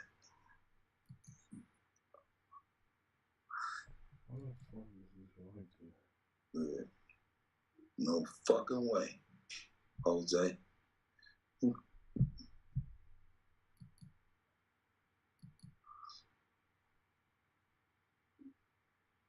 Like, what's the name did it though, Jay-Z? But he still got his name, he still got his last name in there, but the last name is Knowles. Sean Carter Knowles. Jay-Z did it. I ain't never heard of that, for real. Hell yeah, that's his name, Sean Carter Knowles. That's crazy. Hell yeah. Guess he thought it sounded sweet. Sean Carter Knowles. You know, Jay-Z phrase. That sounds sweet. I know. Nigga, I live what you talking about. I'm about to look that shit up. Hold on. He took B last day.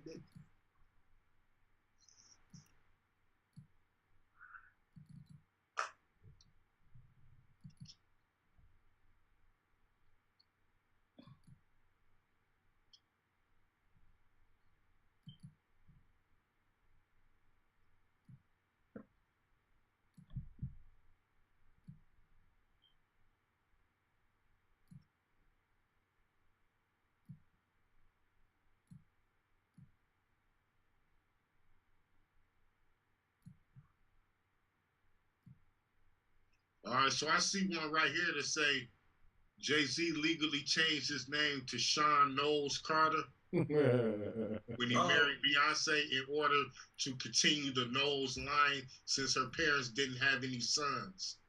Damn, I didn't know that. So he didn't go Carter Knowles, he went Knowles Carter. Oh, okay. I know something like that. At least that's what this say right here, yeah. And it's on Reddit right here.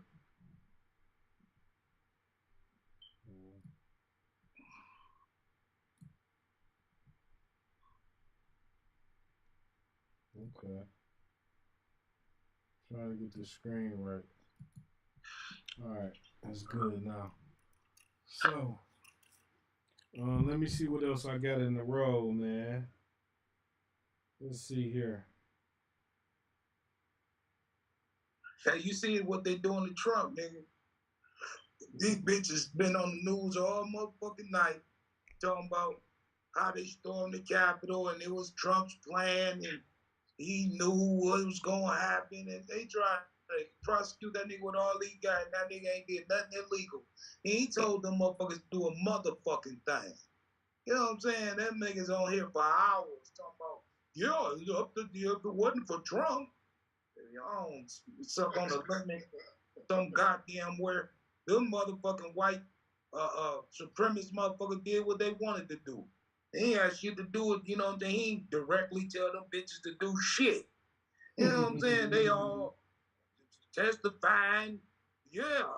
And this would happen, and then when the line broke, they hurt me. I fell down and just shut the fuck up. All you motherfuckers. Son of a bitches. Right. Who gives a fuck? That's something they did on their own. They decided to do. So what the fuck Trump got to do with that? If they don't leave that boy alone, boy, you already got him out of the office, bitch. Leave it alone.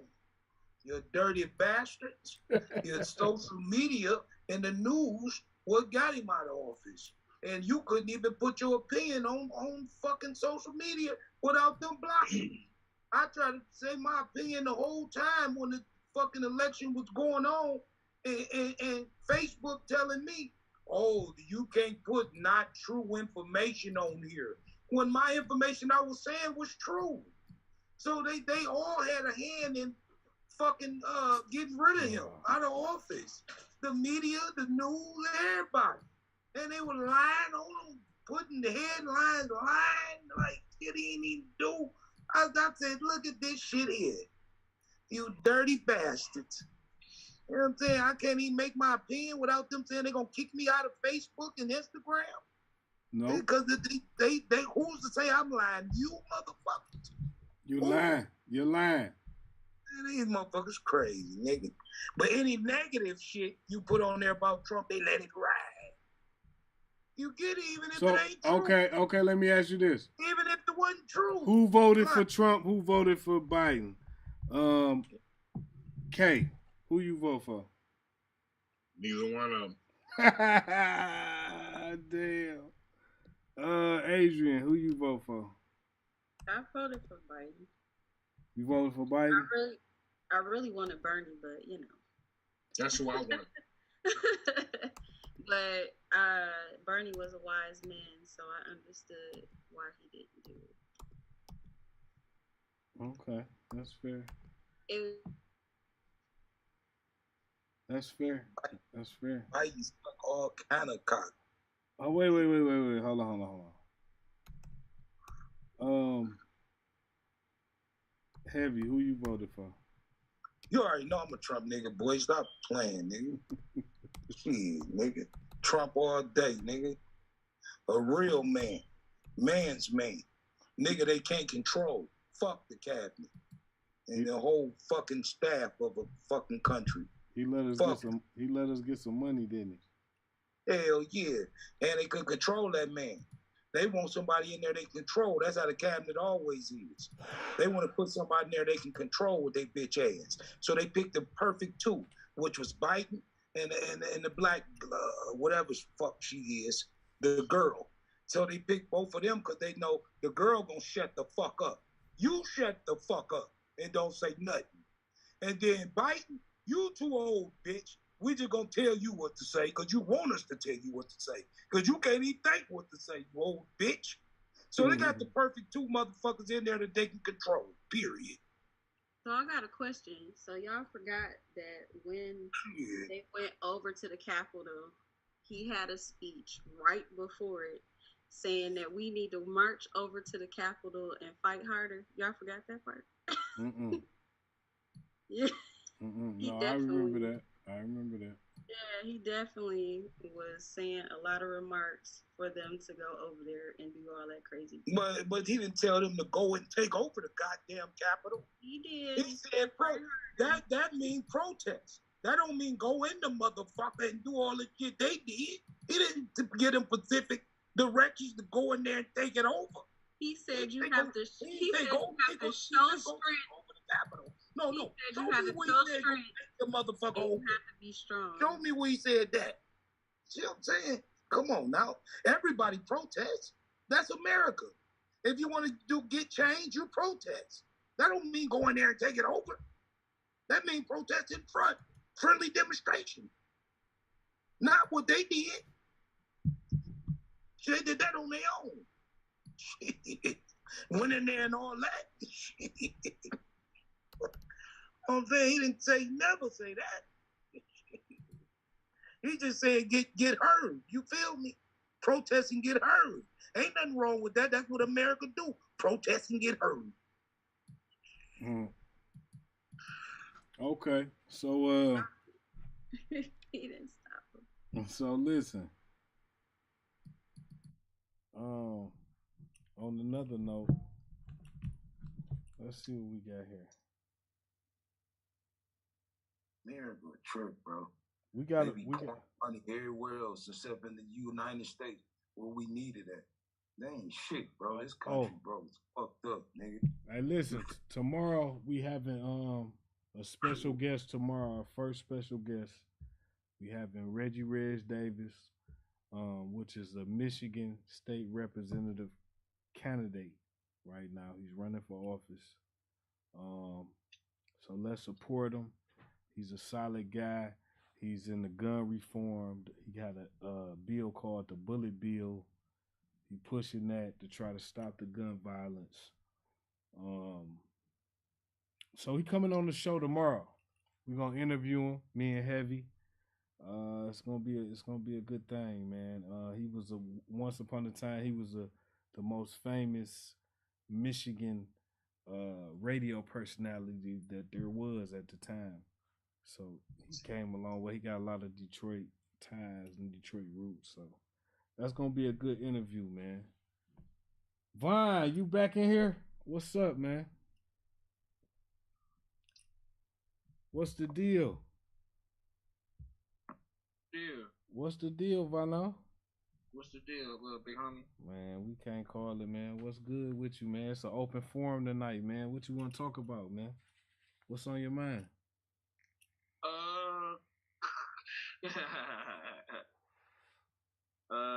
What's on my mind at the moment, man? Yeah. We gonna need another episode for this, man. This hold on, cause you know where I'm at. Hold on.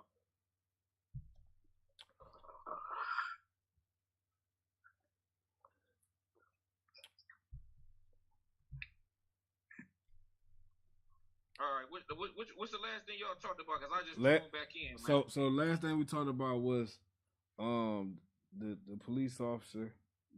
Was you here on that? Yeah, I was here on that. I was here on that. Then after that, what we talk about after that? At the Coney Island. Yeah, the Coney Island. You remember that shit, Vine? Where the nigga killed all them niggas in the Coney Island for saying something to his bitch? Yeah, man. I was you remember I was on vacation when that happened. Yeah, you was on vacation, but it went down in that motherfucker, man. That boy, it was chili cheese fries everywhere. In that Man, listen, the boy went crazy. Hey. The boy went crazy. Hey. He went crazy, man. Hey. He got to just it was ridiculous, man. He did them. He got the wacky niggas in that motherfucker. Man, he did them niggas both. Only in Detroit though, some shit like that happened though. Only in Detroit. Shit happened other places, but like some shit like that though, in the Coney Island, we only got Coney. Who else got Coney Islands? We got Coneys everywhere. I ain't gonna lie though, man. When I seen that video, man, I've been in situations, not like myself, but you know how you be somewhere, you see people off to the side on little weak shit like that.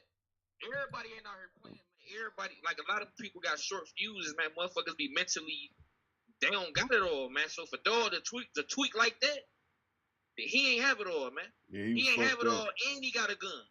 It's a dangerous shit going on out here. He don't got it all, and he got a gun, and a nigga will kill you, dog, for playing. Them niggas was playing in there, man. Talking about that girl, talking about that sister like that in there, man. Come on, Vine. And Dog was in there. he probably felt like he was defending her honor. I don't know if it was his sister. It was his it girl. It was his girl. Right, so he felt like, damn, these niggas gonna talk about my girl in front of me, snickering off to the side. Man, you come know? on. You know what I'm saying? You don't do that. If you a grown man, you know you don't do that. If he had a gun, if he don't had a gun or not, if he had a gun or not, if he wanted to get the beating on them niggas, you feel me? You know, guys, I don't know. That's some female shit. They was off to the side. They got themselves killed. You know, was it wrong? It was fucked up. You know, I don't condone violence. You know what I'm saying? But everybody ain't got it all, man. Some niggas willing to take it somewhere. They weren't willing to take it to where he took it to because they got the running and falling out in that motherfucker. Dog was willing to take that shit, you know, to the end. You know, he threw it all. He threw it all the way on camera. You know, cut them boys down, left them on top of each other, and then chase niggas outside. Crazy. Yeah, dog was really that. Really that. He was really that. He was really that. Nigga was really that. Hey, Video Sunday. Hell yeah, nigga. That's basically the same thing I said, Bob. For real, nigga. Basically, the dust shell. Yeah, man. But on a serious note, man, people don't got it all out here, and they got guns, man. So, you know, I stay out the way, man. You know, real men, real guys ain't moving like that, man. It's too much shit to be doing out here. Doing shit like that. Bob, think about this, Bob. Let me ask you a question. The numbers wasn't even. Just think about it. No, it's me and my bitch. It was me and my bitch in there, right? So okay. So basically, I'm by myself, right? So the thing is, it's 3-4 niggas. So yeah. what more even the odds than what he did? Yeah, What's gonna even the odds? He felt like, yeah, he felt like with he 17 more hothead niggas, right? Yeah, he felt like he needed. I ain't gonna lie, he felt that was the best way he could defend the woman that he was with, bro. Hell you yeah, know? 3-4 niggas in there. You know? Together. You know? I ain't gonna lie, I'm somewhere with any female. She might not be my woman. You know, I ain't gonna do no outrageous shit like that, but you definitely can't disrespect nobody who ain't with me. That's how I feel, nigga. You know, that's just what it is. You can't disrespect no female that's with me, dog, because you don't know who she is. You don't know who she is to me, or none of that. But just in general, you just can't do that. You ain't getting away with that. Not right there. Hell no. I'ma check you. I don't gotta physically put my hands on you, do nothing to you, but I'ma check you. You know? For sure. Yeah, but Bob, what about this, Bob? What about the scenario when you check the nigga? Then now the nigga's antennas up, right? That you check, and now they pull their guns out and shoot your motherfucking ass.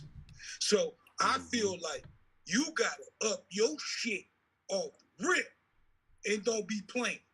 Because it's 3-4 niggas and you don't know what they got on. So to check 3-4 niggas is your death sentence to me. Either they gonna beat your ass, or they gonna pull out a gun and shoot your bitch ass. So you better pull your shit out and go to work.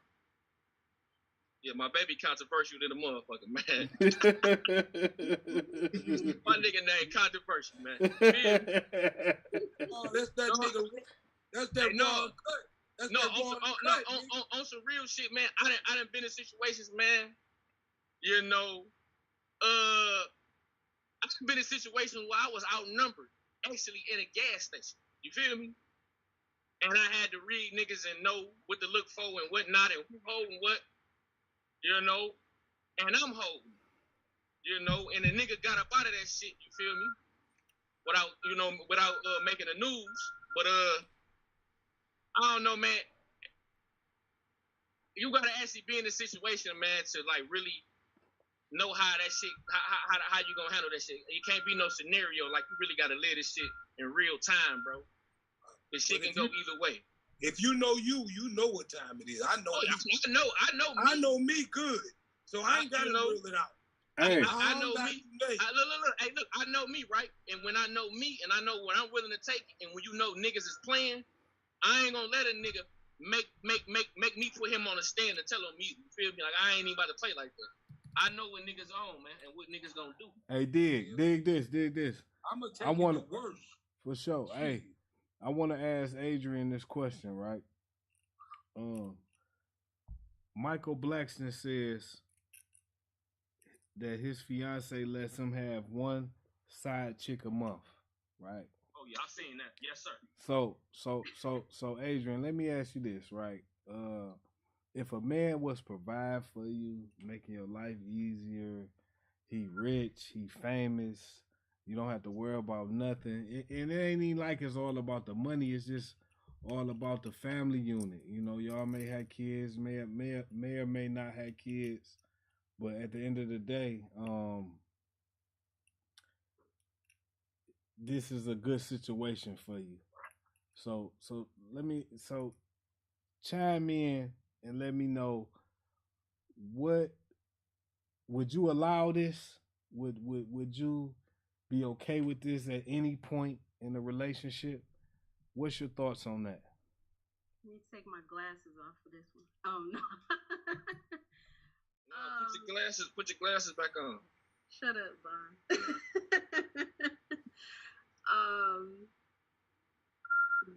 My question is, can I get somebody that's gonna do the things that he doesn't do as well? No, you can't. You can't, because it's a difference. It's a difference. What's the difference? What he don't do, though? The difference. Okay. Answer that. What he don't do, then I'll tell you the difference.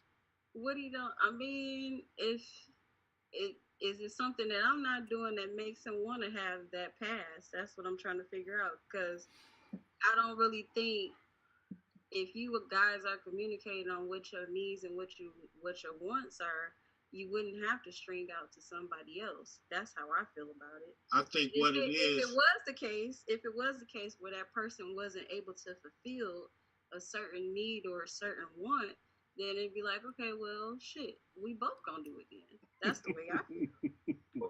I think what it is, it's a male's natural instinct, and depending on that's why so many niggas cheat, and then y'all sit up and wonder why he cheat, what I ain't got. Well, I'm gonna go. Hold on. It ain't that you missing anything. It's just that's just what a male's natural instinct is. Now, when a man like Michael Blackson is in a particular situation that he's in, then he will be bold enough to try to explore that. Now, say a guy who's just like in a regular domestic situation, y'all living a regular life, 9 to 5, he might not try to explore that. He might just go out and just fucking cheat or whatever, and then just be a scumbag in that way. Whereas a guy like Michael Blackson, who got all the money and the power and shit, he gonna try to exploit it that way. He gonna say, well, I got all this money and this power, so why don't you, I'm taking care of everything, so why don't you go ahead and let me explore this right here. Mm-hmm. Well, I do currently know some women right now that will give their man a pass because it's just too overwhelming. They want to have that break. I'm just not that particular woman. Wait. Hold on. You're not that particular woman. So let me ask you this. Yeah. Whose sex drive is bigger, a man or a woman's? Well, I could only speak for myself. For me, I got to the point where if I was going to continue to be single, and if somebody decided, if it got to the point where I wanted to have 2 boyfriends, I'm gonna let them know about each other. That's literally where I had got to the point of thinking at some point in time. Now, do I want to have just one guy? Yes, but I know that everybody can't fulfill everything that you want. But in the times where people have a lot of things to do in their life, it could be possible to have I wouldn't say it was an open relationship. I would say it's an understanding. But really, I strive to have one guy. But I want that guy to also want to only have me as well. So that's just my preference. That wasn't the question, though. The question is if you want somebody to do whatever they want. No, the question was who's about a sex drive. That's about my sex drive, because it's some people who can't keep up with that. So my sex drive may require me to have two guys instead of one guy. No, that's crazy. So that's crazy.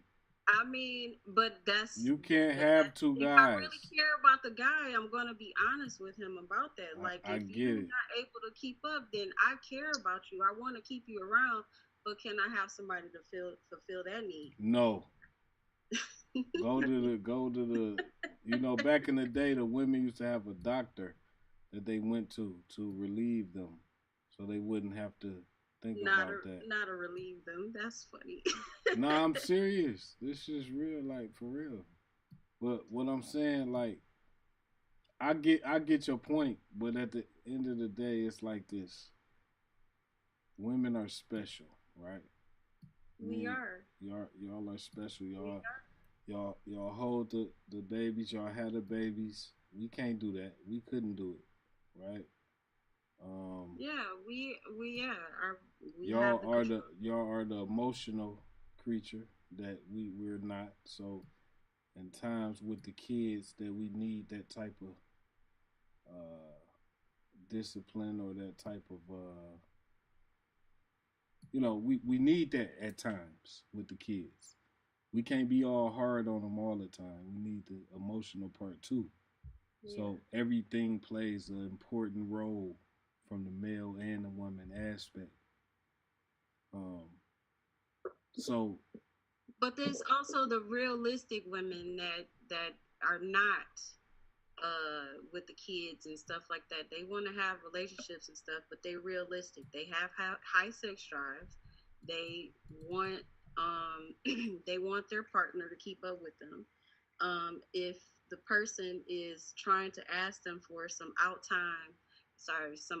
source of sexual attention, then of course they are going to ask for the same thing. But in the case where Michael Blackson, I'm pretty sure that he's already experienced that a few times.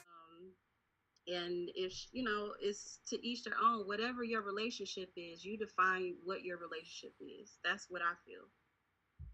But I respect what you said because... Oh, go ahead. I respect what you said because you did preface it by saying if you decided that you wanted to remain single, and then if you was messing with two different guys, so if you're not committed to either one of them, then, you're just having your little fun. You're just having your little fun. It ain't like being honest and open about it, because that's something that we don't do. But let me say this, though, to both of your points. A woman who's just having fun, but at the end of the day, the bigger picture is, where does that leave her in the quest for a husband? Like, if you just having fun out here and you having multiple relationships, it's hard to pair bond after a while. It all depends on it all depends though. Right. If you just got you if you like, let's not act like we don't know some of them. So if you like some of them that we know, then you already know where it's going to lead them. You know what I'm saying? We see where they at now. But I'm saying, this is how we get in fucked up relationships. This is how. And earth down, too. Right. Right, because first of all, it's attraction physically. Then it moves on from there. Then it might be a lust factor. Then it becomes a love factor. Then it becomes, can I deal with this person for life? Right? And I think that a lot of times we overlook the important things because we're engulfed in the lust and the love that is temporary, right? Exactly. Because we gotta remember, in order for a marriage to last 60, 70 years, 50, 40, 30, whatever, a long period of time, there's going to be ups and downs. There's going to be trials and tribulations. That's why the vows are richer, poor, sickness, and health, because these things really come into play. And you really got to love somebody to stick with them if they have a terminal illness, if they have a something happens and they're financially unable to provide. You gotta love that person to stay with them, right? So I just believe from the beginning we gotta put more effort into what we pick, how we pick, the you know, the data that we choose to use to pick. We gotta be more smart in all these things because I see too many of my friends, my family, they either single or they're in relationships that are toxic, or they're in relationships that are they're not happy. It's too many of that. Like I see it too much. You know what I'm saying? So many people settling right. for status or because they're in the church. I see that so much. It's ridiculous. Like, I'd rather be happy by myself, but it would be nice to collaborate in a partnership. But people don't understand what partnership is. Yeah. So, in that aspect, Heavy, what okay, let's you know what? Hey, Rich, you there? Yo, I'm here. Okay. I'm listening. So, what do you think about that? What we just touched on, you know, kind of about the male and female relations. You basically summed it up. You know, we gotta take our time and get to know the person. You know, and make sure. It all depends on what you want. You know, what are you trying to get? Do you want the long-term relationship? A lot of people don't want that. A lot of people just want sex and friendship and partnership. You know, it all depends on your priorities and what you're trying to do and what you want. You know, go ahead. No, go ahead. I didn't mean to cut you off, big brother. Go ahead. Oh no, go ahead.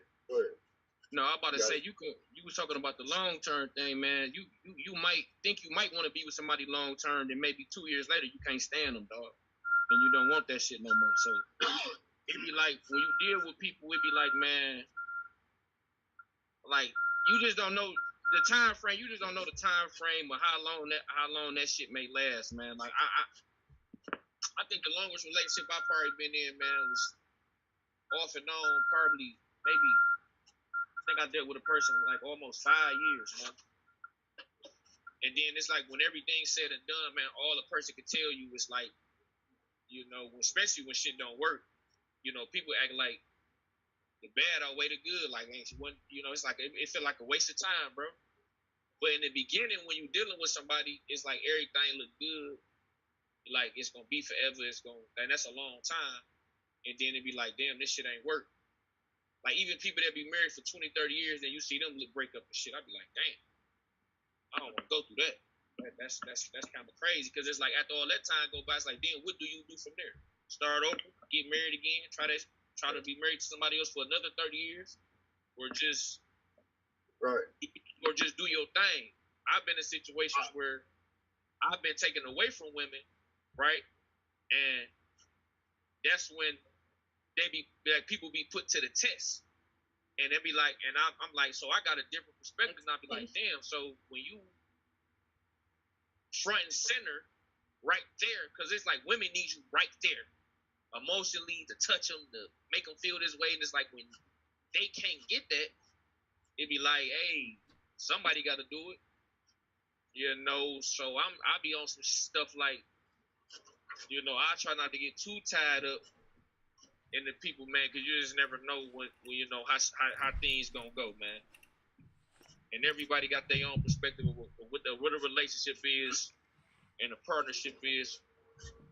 I don't know. We just living in some times where, like, the things that was cool and normal when grandma was doing it, it's like that shit down the toilet. And maybe they was selling it back in the day too, because they knew a lot of shit was going on. They was just turning the cheek. Uncle Airway fucking everybody in church, you feel me? You know, and grandma know that shit, you know, but, you know, she mind her business because he came home. You got chicks now that stand up for themselves, like, I don't want the nigga. Took care of the family. He's a great provider. Yeah. But he's slinging that motherfucker. It's like people are gonna like I don't have to deal with that. Cause I could go down the street and get a nigga that worship everything I walk on and he ain't gonna do half the shit. Friends. It's crazy, man. Well, that's real. It's too many options out here. Like we have ADD basically. We don't spend the time focusing on understanding, not trying to change somebody to be what we want them to be, but understanding them as an individual. That's real. All right, Erykah Badu. Nah, I feel that though. That's real. Burn my sage real quick. Y'all ready? Don't look in her eyes. Come on. Come on with it. Come on with it, Biggs. Heavy. Y'all ready? Heavy. Come on with it, Heavy. When you say we ready, it's about to be a. No, he about to say some wild shit, man. Look, I'm about to get my sage for real. Bro, hey, nigga, Heavy Hefe. I'm gonna tell you. First of all, America put this shit in y'all head that a man is supposed to have one woman and all that shit, and we down there the only country like that. Because guess what? In real shit, in real life, the makeup of a man requires more than one woman, bro. That's the real makeup of a man, bro. That's how we made up. When we fuck and we drop a seed in a bitch, that means it's more women out here than men. You feel me? So our job is to reappropriate and make babies. You feel me? You know? So we supposed to be dropping seeds. And that's what we was made for. Y'all ain't made for that as a woman. We can drop 100, we can get 100 bitches pregnant at the same time. Y'all can't. Y'all be fucking pregnant 9 months. So what the fuck? Ain't nothing the same or equal in that aspect. Our chemical makeup is for that. More than one. Not y'all's. And you know what I'm saying? So that's just what it is, bro. That's the makeup of a man, bro. You look at the wild. Let's take it back to the wilderness and the wild. When you look and shit on natural, because when I look at the wild, see, I always spend a lot of time looking at nature. I'm that kind of nigga. Because I like to see the natural events of shit. So, in the wild, the male lion will come in, and if he beat another bitch, he'll come in and kill the motherfucking niggas, all the little boy cubs, he'll kill them dead off the rip, leave the girls alive. You understand that? You understand how that works? It's shit. You understand? That's how it go. That male lion run around and fuck everybody he want and get them pregnant. Because his job is to reappropriate. It's to make kids, drop seeds. That's a male's job. So what about the ones that just... That's a male's job. What about the ones that just slanging dick around and not trying to make no babies? I mean, I'm saying, with the thought in their mind, with the chemical makeup that we are, that's part of it. You know what I'm saying? The thing in your mind is to do that. But we fucking, get it? It's the fucking same. It's the same. Yeah, we want to fuck different bitches because it's the same. Yeah, but yeah, you slaying dick, and the fuck. That's what we do. Males made to drop seeds and fuck. What about the women? What about the women who ain't got? It's not equal count. A lot of niggas dead. A lot of niggas locked up. It's not an equal count, even if it was. There's more women born than men. What about the women that sit out here and got goddamn? It's 2 million. What about the women that don't have a man? It's 2 million more. It's two. The niggas gonna cheat and fuck them. Hey, that's what they gonna do. Hey, it's 2 million more. It's that US shit. They Bro, got these women fucked up. Listen, it's 2 million more black women than men. It's 2 million more black women than men. So that means some women gonna do that ain't got a man. God damn it, huh? They gotta share. They gotta share. They want to get fucked too. They gotta share. Sure, bro. Say it's some women out here ain't getting no action, huh? Nah. It's some niggas ain't getting no action. It's more niggas than women ain't getting no action, nigga. What you talking about? Niggas ain't getting them niggas you see when you walk into Walmart and all that shit. Them niggas not getting no pussy on the regular, man. They not. Hey, I get the cutty round here. I get the cutty round here. And be a quote unquote good nigga. You get it? And stop yourself. But that take a lot of strong will because that ain't in our makeup. Yo. Even in the first place. There's a thing called the 80-20 rule. Y'all ever heard of that? Yeah. Where 80% of the females want 20% of the males. So that means that they a majority of the black women look for 20% of the top 20% of the males. You know, the males with the most money, the tallest. I would say 10% though. I would say 10. Right. So that's one part of the reason why a lot of males aren't getting none. You know what I'm saying? Because not every the men that fall outside of that top 10%. You know what I'm saying? All the females want one kind of guy. It's just not enough to go around. You know? Exactly. Like my boy Kevin used to say all the time. And look at this fucking scenario. Okay, just say fucking, you know what I'm saying? Just say like, you know, a fucking you know, women, like, I'm telling you, bro, it's like women can be happy if they want to, bro. You got to take it back in the day when grandma and them used to be together 60 years, 50 years with their husband because they went through a lot. And you know what I'm saying? Because if me and a woman is together, means we accumulate things together. Business, all kind of shit we accumulate together. So you're gonna let cheating be the factor of y'all getting divorced because that nigga fucked another bitch and fuck everything else that y'all built and done? To me, that's a dumbass thing for a woman. And you will never be happy, motherfucker. Never. You always gonna be by yourself thinking like that. If you cannot divorce your nigga and you got all this shit going on because he cheated. That's the dumbest shit since Chicken Little. Well, you don't have to cheat if you gotta understand. Now, fuck all that. Even No. what if he Wait a minute. No. No, wait. No, what she's saying is, hold on, bro. Hold on. Bro, listen. Listen. What she said was, if you have an understanding with your partner, you don't have to worry about cheating. So listen, if we come in a relationship, hold on, listen. If we come in a relationship and we say, hey baby, you know, I'm just, you know, I'm the type of nigga that I'm gonna have other women, you know, and you know, if you know I'm gonna take care of you, I'm gonna pay your bills, I'm gonna make sure you straight, don't trip, you know what I'm saying? I ain't gonna bring you no babies, no diseases, no none of that. You feel me? No shame. I'm gonna be respectful with it.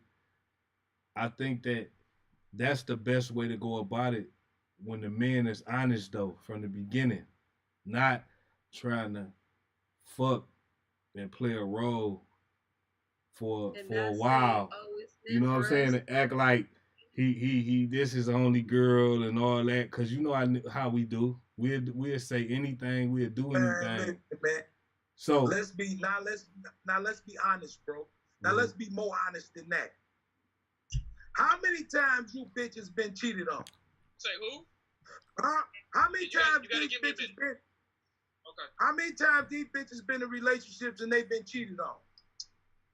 8 out of 10 motherfucking times. So guess what? You know you better come to a realization that that's how niggas is, motherfucker. Don't fuck me sitting there explaining shit to you. You already know what it is when you know 8 out of 10, you know that. So wait a minute. Hey, we need some more women on the be a rare number. Hold on. need some more women on the So panel. bro, All basically, these women got the same fucking story. hold I on. left him because he cheated on me. Right. You dumb motherfucker. So Is that why basically, you left him? basically, what you saying is that the women should already know that the man is gonna cheat, so they should expect that. But you gotta realize this though too, Heavy. You know what I'm saying? How many times Hold they on. went through that shit? You gotta realize this too though, Heavy. Yeah, you changed. That some men, I ain't some got to tell you. hold on, You changed. hold on. Some men choose not to cheat. Some men choose not to cheat. That weak ass shit. Baby. No, it might not be weak. It's just what they choose. No, listen. They're trying to have a. Hold on. No, listen. They try. No, listen. Some men don't cheat because they feel like this. If I don't cheat, I'm gonna have a happier, drama-free life. I ain't gonna have to deal with her tripping on me. As long as she do half of what I want. Listen, bro. Listen. Long as she do half of what I want, I'm content. I ain't gotta fuck her every night. When she on her period, I'm good. I ain't worried about that. I can wait the 7 days. Hold on. That's when the head come in. So I can wait the 7 days. I'm getting head in between. Hold on. I'm getting head in between, right? I'm listen. I'm getting head in between the 7 days. She on her period. I ain't tripping. She doing everything she can in her power to make me happy. So I'm not gonna cheat on her, because if I cheat on her, I know me, and I know I can't control me. I may have a baby. I'm gonna be hitting the bitch raw. I'm gonna be doing all type of extra shit. So I know myself. So I ain't even gonna do it to her. I ain't gonna do it to her. But hold on 1 second. I wanna right now we got a new motherfucking panel member in the motherfucking building at the Shank Show where we get paper and stay low. What's up, Surfboard Wade? What's happening, man? What's the deal, baby? How you doing, man? Hey, man, we can't call it, man. Hey, listen, we living life, man. We living life. Hey, but you coming in fresh, you know what I'm saying? We just had a topic and we was talking about it. We talk about many topics tonight, but just now, what do you think about that? What we was just talking about? You probably I was cooking dinner, man, late, so you probably gotta catch me up. I'm watching on both phones and shit. So just kind of give me like a brief rundown, real quick, if you can, player. Okay. So, so listen. So first of all, okay, I'm gonna do this. Let's bag up a little bit. What do you think? Did you hear about in Grand Rapids where the officer killed the guy? He was on top of him. The black 26-year-old black male had his taser, and a white cop killed him. He just got charged with second-degree murder. What do you think about that? I think it's a misfortunate situation for both parties involved. You know, for one, the young man shouldn't have. You know, I looked at it, man. You know, he shouldn't have did all that. You know, he put his own life in jeopardy. Now, I ain't saying he deserved to have got killed. Well, come on, man. It's a traffic stop. You know, comply and get the fuck on, go to jail, whatever you got to do, but now you in the casket. And the cop, he shouldn't have shot the guy in the back of his head. So, you know, it's really messed up, man. You just got to learn how to be smart. You know, don't let nobody put you in a trick box out here in these shits. You get it? So if you in a traffic stop, man, you want to make it home. You trying to make some money. You want to have a future for your kids and your family. You can't be moving crazy out here. You get it? So it's just misfortunate, man, that he allowed that officer to put him in a situation to lose his life, and it's tragic. You know what I'm saying? Okay, that's fair. I appreciate that, Surfboard. Hey, listen, right now, I just want to bring some special attention to Dynamic Range Studios, which is a studio that I frequent. Best quality in the city. That's K. If you need any studio time, any of that type of shit, he the best engineer in the city, nigga, hands down. You can go to my music and listen to it, Young Rich Shank. Just Google it, YouTube it. It's right there. All right. So, another thing I want to bring attention to is Surfboard Wave. Surfboard Wave. Appreciate Oh yeah, What's no the- doubt, no okay. doubt, K. It's all love. What's the word? Deal. Surfboard Wave, which is a reputable company. They've had purchases from Drake, Snoop Dogg, Game, French Montana, Travis Barker. Who else? Surfboard. Who else? I done lost count, man. You know, Floyd Mayweather. Floyd Mayweather. Nigga, hey, listen. Niggas don't even understand what's on this motherfucking panel right now. Nigga, this $1 million niggas on here, man. Easy. You feel me? Like Surfboard Wave, Drake just did a whole promo for Surfboard Wave where he was using the product with the light on, blick 'em, put it on the story, put it on this page, niggas up, nigga.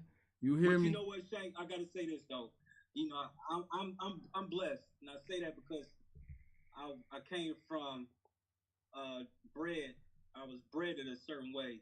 You know, like with three. You know, when Heavy Hefe. In high school, you get it, Mm-hmm. and you introduced me to Bro. Bro took me under his wing like I was young Bro too, like you. Yeah. So you know, we was bred to get money. We was bred to be fearless. We was bred to hang in the presence of niggas get money. So when I left the city, that shit was already in me. Till I look niggas in the eye, face to face. I don't care who you is, how much money you got. I don't care how much security you got. I come with the best product because we was raised at the best product. You know what I'm saying? I learned the hustle game from Heavy Hefe. You know, I learned all that from y'all. You know what I'm saying? From being, you know, the fam. You know, we locked in tight and we know how to get it. And by the grace of God, I just was able to find my own lane and create myself and my brand with the things that my brothers installed in me. And that came from Heavy Hefe, 2 Tons, and Young Rich Shank. And, you know, we always been a dynamic duo, you know, however you want to call that. Yeah. But it come to y'all, man. You know, I salute you, man. You doing your thing. I just want to stop by and say something real quick. You feel me? But you know, it's love. You feel me? I appreciate it. Oh, it's all good. Hey, listen. Do you remember Cash and Cartel? Oh, you already know, man. How can I ever forget that, baby? Hey, Cash and Cartel, classic, nigga. You feel me? Hella Fetty was the label. And we made a lot of music, and at that time, what people don't realize is that we made the best music then, and we was getting a lot of money. We was getting so much money, but we wasn't serious about the music. If we had been serious about the music then, we'd be out of here. You know what I mean? But that's needless to say, cause we still here. Everybody doing good. You know, we got legal businesses. You know, we've you know been around the most prestige people, you know, and we've been able to still, you know, do our thing within that in them circles. You know, they fuck with us, they love us, as they take us in as one of them. So people don't realize we got a lot of shit coming, man. It's like everybody on this panel right now, eventually y'all gonna get some money, man. So stay down, cause we plugged in so many circuits. Like we plugged in hair care, the healthcare field, the music industry, the fucking acting. We got actresses, actors, the medical marijuana, you know, everything. We plugged in, so it's like. You gonna win. You fucking with us and you keep it loyal. We had no choice but to win, man. I remember this one thing. It stuck with me, bro. Heavy Hefe used to come pick me up every day. You know what I'm saying? When I was young, he come pick me up. I hear him beating outside. So we pull up on the block. You know, he taught me, instilled in me. He said, "This how you package this like that. You wanted to sell, nigga. You wanted to sell. You gotta do like that." And that's it. So to this day, I think I got the best package game. And I'm not saying that to boast, to brag, but. But you Heavy Hefe put that in me to make sure whatever I was selling somebody, make sure it looked like money. So that way when you charging them money, they gonna spend that money. Yeah. And that's why we've been getting money for decades. I don't know how many people on my hand in my circle that have been getting money in any lane that we wanted to for shit over 10 plus years, almost 15, almost 20 years right now because of that one thing, you know. So when I make products, man, I think about what he told me. How you want this to look, G? If you want this bitch to cost 5 racks, it needs to look like 5 racks. You want it to cost 2,000, it needs to look like 2,000. You want it to cost 50, you need it to look like 50. And Heavy Hefe put that in us, man. You know what I'm saying? We was bred into this shit. You know what I'm saying? Like, and that's real.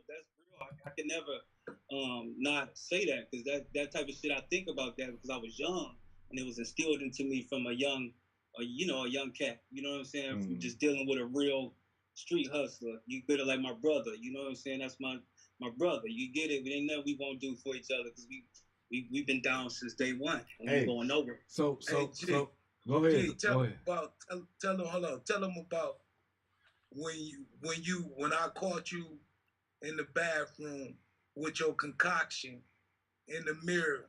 Tell them how this surfboard way it started, the promo and all that. What I tell you, bro? No doubt. So I was in Phoenix, you know, and 3 came up there one summer, and so we getting ready to go to the club, and I worked at a hotel at the time. You know, the hotels had a little small miniature shampoo bottles. So when my shampoo bottle went out, I went online and made up a hair oil that made my hair real slick and wavy. You know what I'm saying? And so he saw me. I'm getting ready in the mirror, putting it in there. And he like, you need to package that up and put a brand on it and a label and sell it. I'm like, man, I ain't doing all that, bro. So we went to the club. When I got back from the club that night, I was broke. I'm like, damn, G, how you gonna have a family and all this type of stuff working at this hotel? That's not gonna cut it, G. You might have to do something. And the first thing that came to my mind was what bro said. So, you know, I took my next little money I had and I dumped it all into that.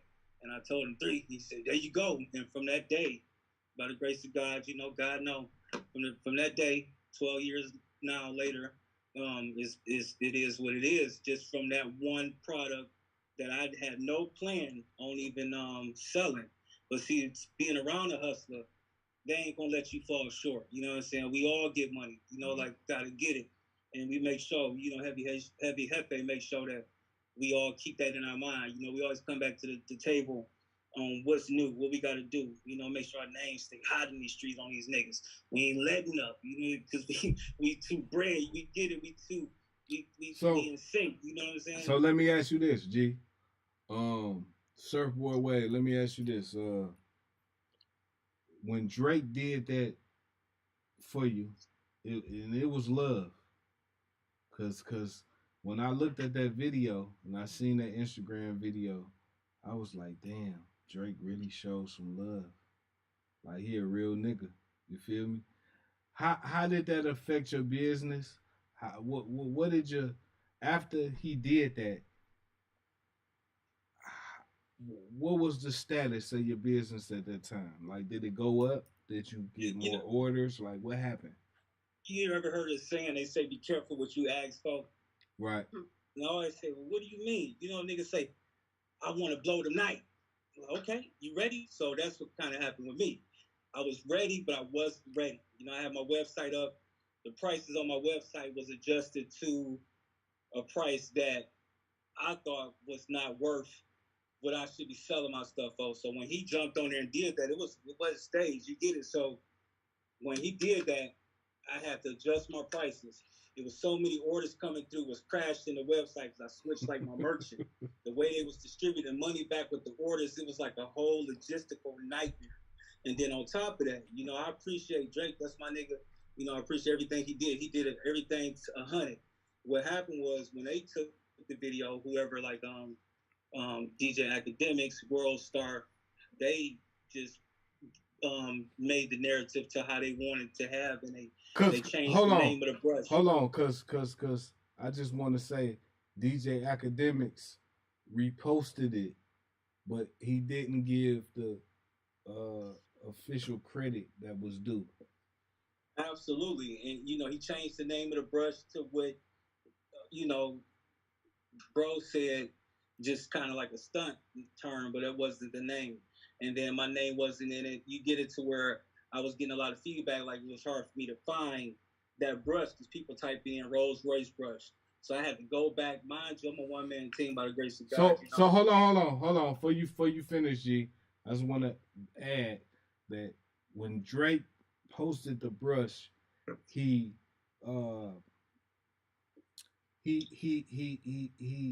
mentioned the brush as the Rolls Royce brush. meaning Right. that it was the top of the line brush. It had a light on it. It had a light on it. It was just a dope ass brush. So he mentioned it as a Rolls Royce brush. So when people heard that, they were looking for the Rolls Royce brush, but that wasn't the official name of the brush. So And that ain't no, none of my search optimizations. so right now, hold on. So right now, I want you to first start off with the official name of the brush, and then you can continue. Go ahead. Absolutely. With that particular model brush, you know, my client, he owns like nine of my brushes. You know, 2 Star Control brushes. That Star Control brush that you see was the Malibu, the Hollywood Malibu. And a lot of people, they go on when they finally found me, they go to my gram, they seeing his custom OVO brush with the Star Control. So they necessarily didn't want the Malibu one because they wanted the one with the OVO.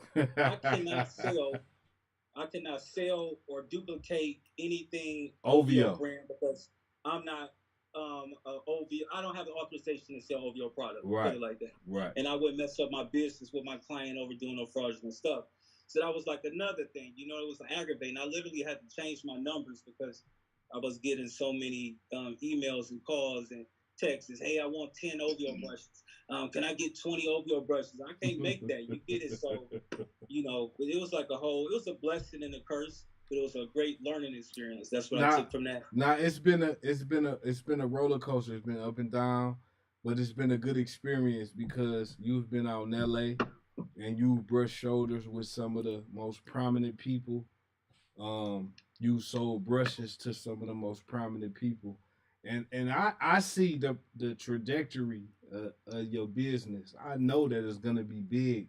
Other people may not know that or see that yet, but I'm gonna be the first to say that Surfboard Wave is gonna be a household name. It's gonna be on top of the game, and it's already have been solidified by many stars, and it's very underrated right now. Like it's very underrated.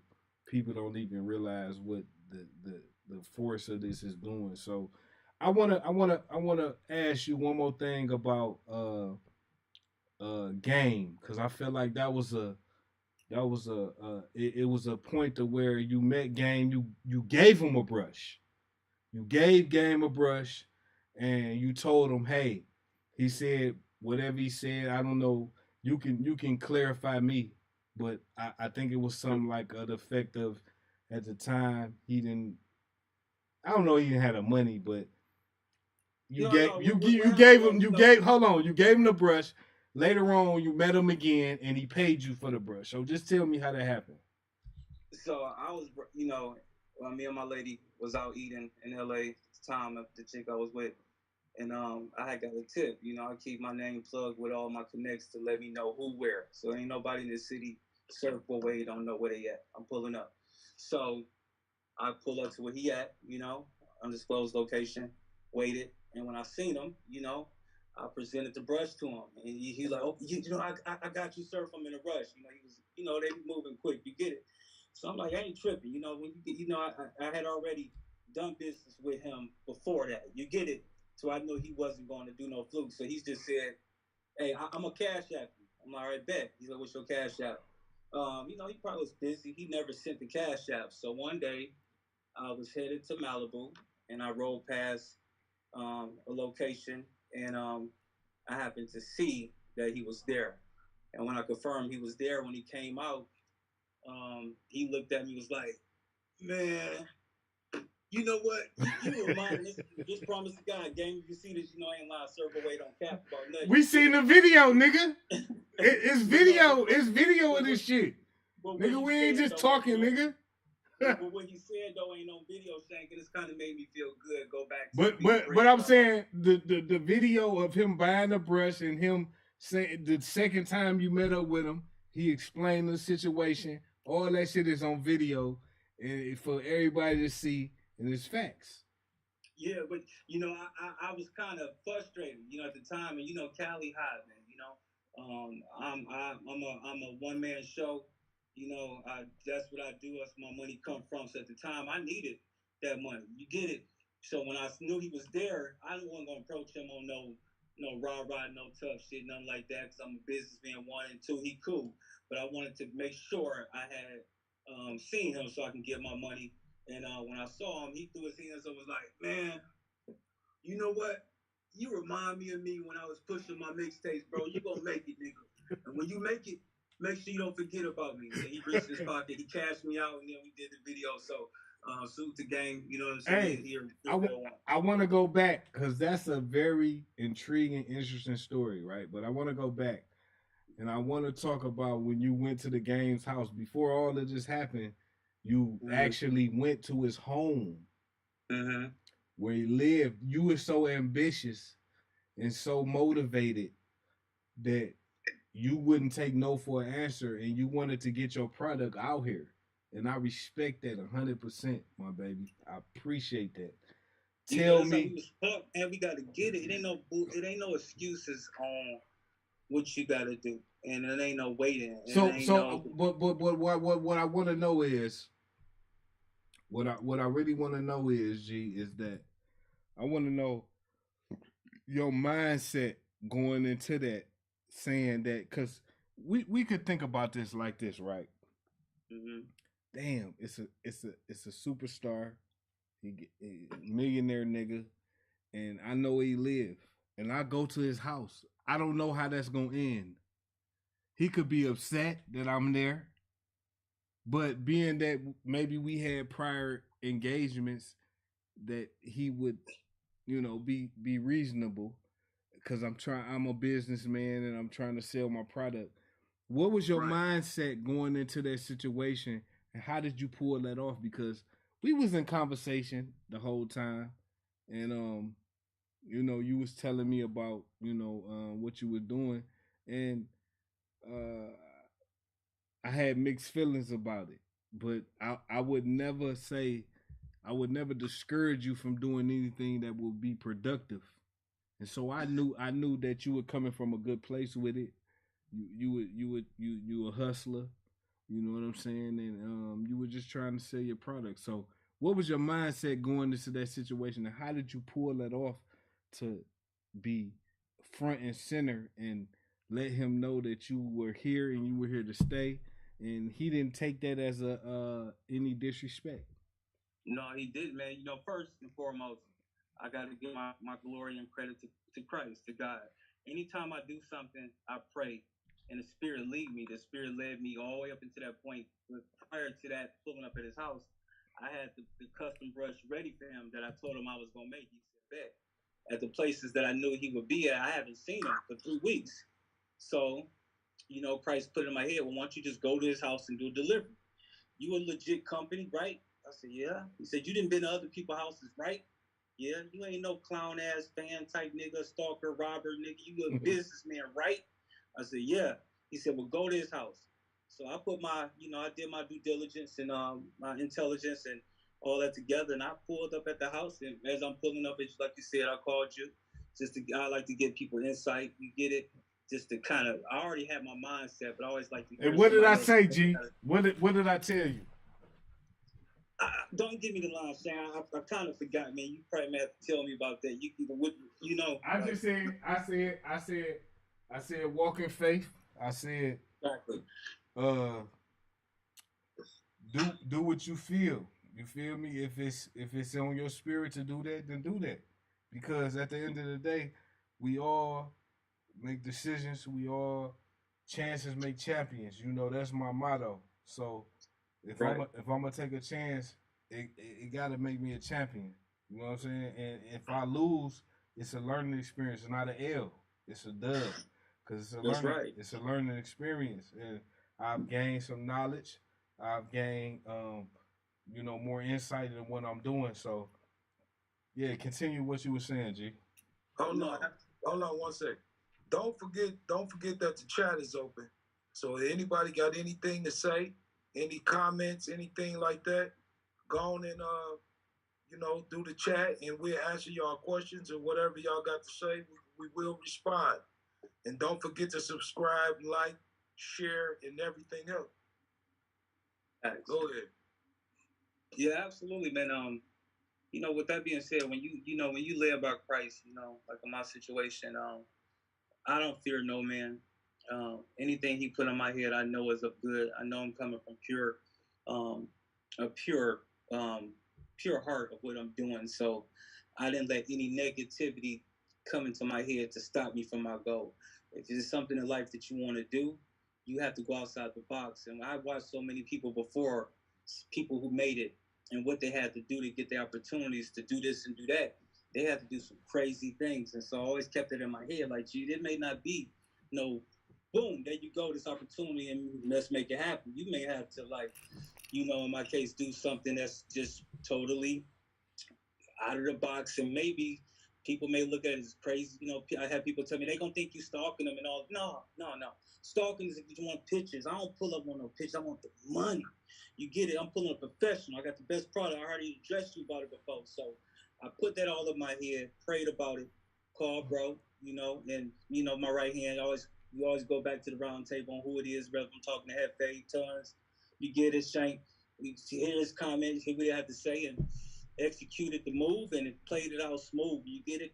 Boo, you get it? Now I'm in a boo, boo, boo, and a done deal. So where, you know, just the faith of Christ, man, the Spirit leads you. You know, I pray for the Spirit to lead me. So let me ask you this: when you went to Game's house, and after Game, I want to touch on Diddy too, but when you went to Game's house, how was that experience? Tell me how that went. It's always a great experience, man. When no matter, I always tell people this: no matter if I'm have a little or a lot, rather if I made a lot of money or no money, every day I get to wake up and live my dreams. So in this particular day, just like any other opportunity I had and executed well, just to be at somebody's house, like the Game, the 50 Cent song, This Is How We Do. I listen to that song to this day about 10 times in a row. You know, back when that was coming out, I was young, you know, living in Novi, listening to that album. So that even doing business with somebody like that I looked up to far as his music and like this style of music, and for me to get respect from that artist as a man to man, that was an amazing experience. And then for two, just to be venturing off into California to all these different cities and places I never been by myself and soaking it in, pulling up into a however many $millions house and seeing all these beautiful cars. It was motivational, it was inspirational, and to pull up and present myself with pride and be bold. You know what I'm saying? That's one thing that was always instilled in me, just to be bold, be fearless. You get it? And it was just really motivating. You know, like I said, I pulled up to many different multi-million-dollar houses before. This was just another one, so it wasn't nothing new to me. But it was an inspirational, just to see, Gary, you could do this too. You can get this type of money too, but you got to make it happen. You got to, whatever it takes, you got to show them that you're persistent. You got to show them that you're not scared, and you got to just be professional.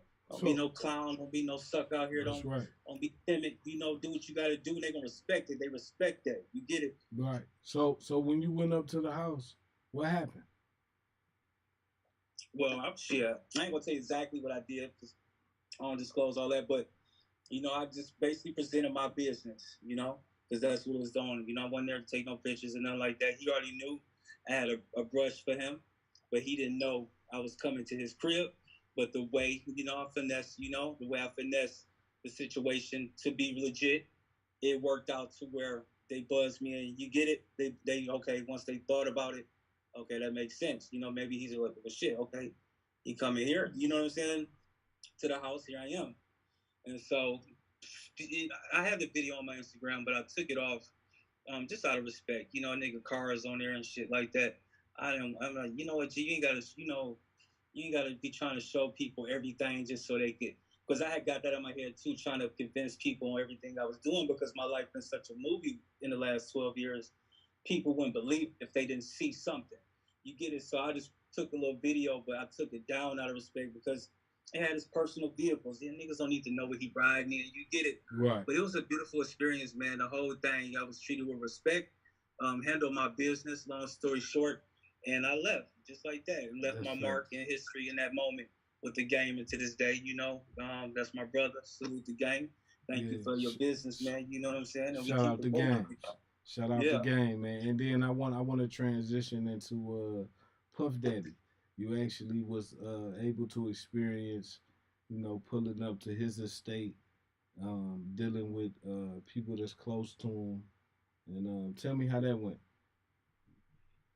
I put it like this, this the Shank Show. It's real. The Shank Show real. Like, have you had that wrong cut? So since you asking me a question and we brothers, I'm gonna say it like this. I grew up being inspired and motivated by Buff Daddy. I made some of my brushes just off of how I think he would like it personally. To this day, he has in his ownership, now whether if he using them or not, I never seen it in person. I know that he have them. He have 4 brushes and one of my new hair picks. He never publicly acknowledged or reached out to me about actually how he liked it or using and this and that. So I don't want to say anything that could mess up any future business, but I appreciate the opportunity that was given to me those times to get them to him. And yeah, I pulled up to his house multiple times and delivered product in person myself. You get it? And that's all I would say about that.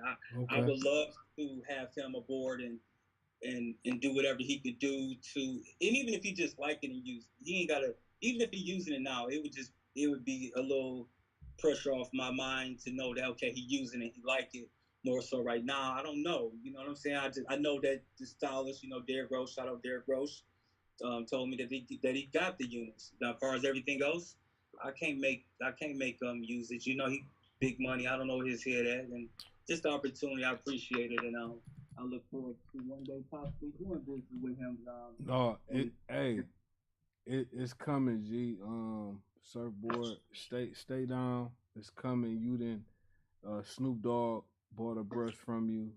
It's been a lot of people. I've seen the progression, and I'm really I'm really impressed. I'm really humbled. I'm really glad and ecstatic to say that you my brother and you doing your thing, man. Keep doing it. You too, man. I see you, Shank. You've been doing your thing since we was young, man. Keep doing your thing, man. I love the show. I love the content. I love the conversations, man. And anytime y'all want me to come on, I'm here. You know how we do. We always, rather we in AZ, Cali, Florida, we always in the city. We link up and we handle our business because we blood brothers. You get it? That's Hey, right. I'm proud of you too, my nigga. Like I watched you, dog, from the bottom to the top, my nigga, and you still climbing, my baby. That's right. And I'm proud too, my nigga, and all your accomplishments, man. I am, bro. So let me I say, appreciate that too, man. Thank you, man. So I appreciate you, man. I wouldn't be where I'm at to this day if it wasn't for my 2 brothers right here talking. That's right. Over years showed me mad love that I wouldn't even have got for my family. Rather if it was financial or a place to set up my equipment, like in Arizona. Remember 3. This been a real thing, man. I would have to pack up in Cali, jump to go to AC, set up at 3 House, make up as many units as I can, pack up, and jump back on the road. You get it, because that was the cheapest way to make my brushes. If it wasn't for that, for you, I would have to do all that type of extra stuff. So you always been in my corner, Shank. Since we was young, we always had each other back, man. It ain't stopped. Right. You get it, and I appreciate that. I wouldn't be where I am at to this day if it weren't for my brothers, and we're gonna continue to get it. And when we get more, we gonna get more and get it, because we gotta get it. That's right. Hella Fetty, Young Rich, Cash and Cartel. Niggas know what it is, man. I'm just proud of my people, man. I'm blessed. I'm blessed Amen. to be around some of the best people, man. So, hey, with that being said, I appreciate everybody tonight. I ain't gonna hold y'all up. It's about 1:25 in the morning. Ken, I appreciate you from coming, man. I appreciate you. Adrian, beautiful. I always appreciate you for coming. Please come back every time. It's a pleasure. It's nice to be in a room full of men doing beautiful things. I'm here because of Vaughn. We connected talking about trucking and talking about the music industry, as well as me wanting to do my own podcast. And when he told me the inspiration that you word to him and he wanted me to show up on the show, I just took that chance and was like, okay, no problem. And now that I'm here, I just love the energy. I support Black men to the fullest. I love seeing you guys win. I'm tired of all the wars. I love to see these type of sentimental moments of acknowledgement and growth. I love it. So I love being in this room with you guys. Hey, we appreciate you, Black Queen. We love you being here too. Yeah, we appreciate you, Black Queen. You've been a blessing to us, and please come back every time. We need you, and cause we like that woman perspective. You know, we don't know it all. We think we know it all, but we don't know it all. And we open to all suggestions. We open to all perspectives. So, thank you, Adrian. Hey, Surfboard Wave, man. Hey, we actually had a special guest without acknowledging we had a special guest, but it's very knowledgeable, right?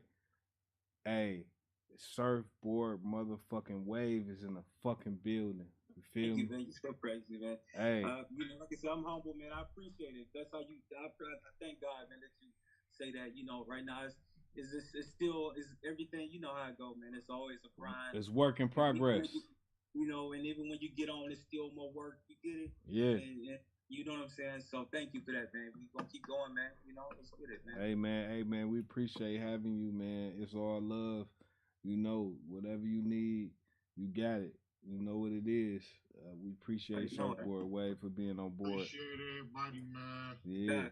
Hey, heavy. I enjoy the conversations and everything. You know, Adrian, it was real nice meeting you. Likewise. For sure.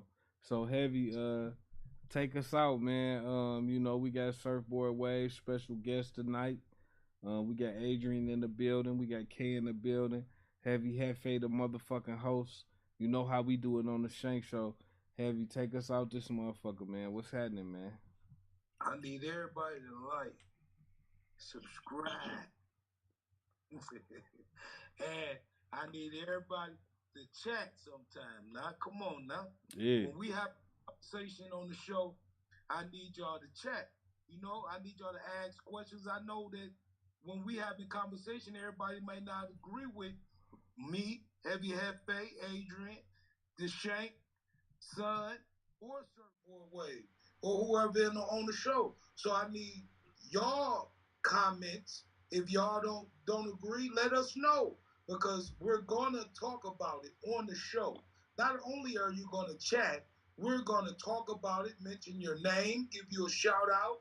We're gonna talk about it, and you know what I'm saying? And we're gonna try to answer your questions. So any questions that you have during the show, we need you guys to respond. We need you guys to participate with us. You know what I'm saying? And we'll have the phone lines soon. Coming soon. We call in and talk that shit.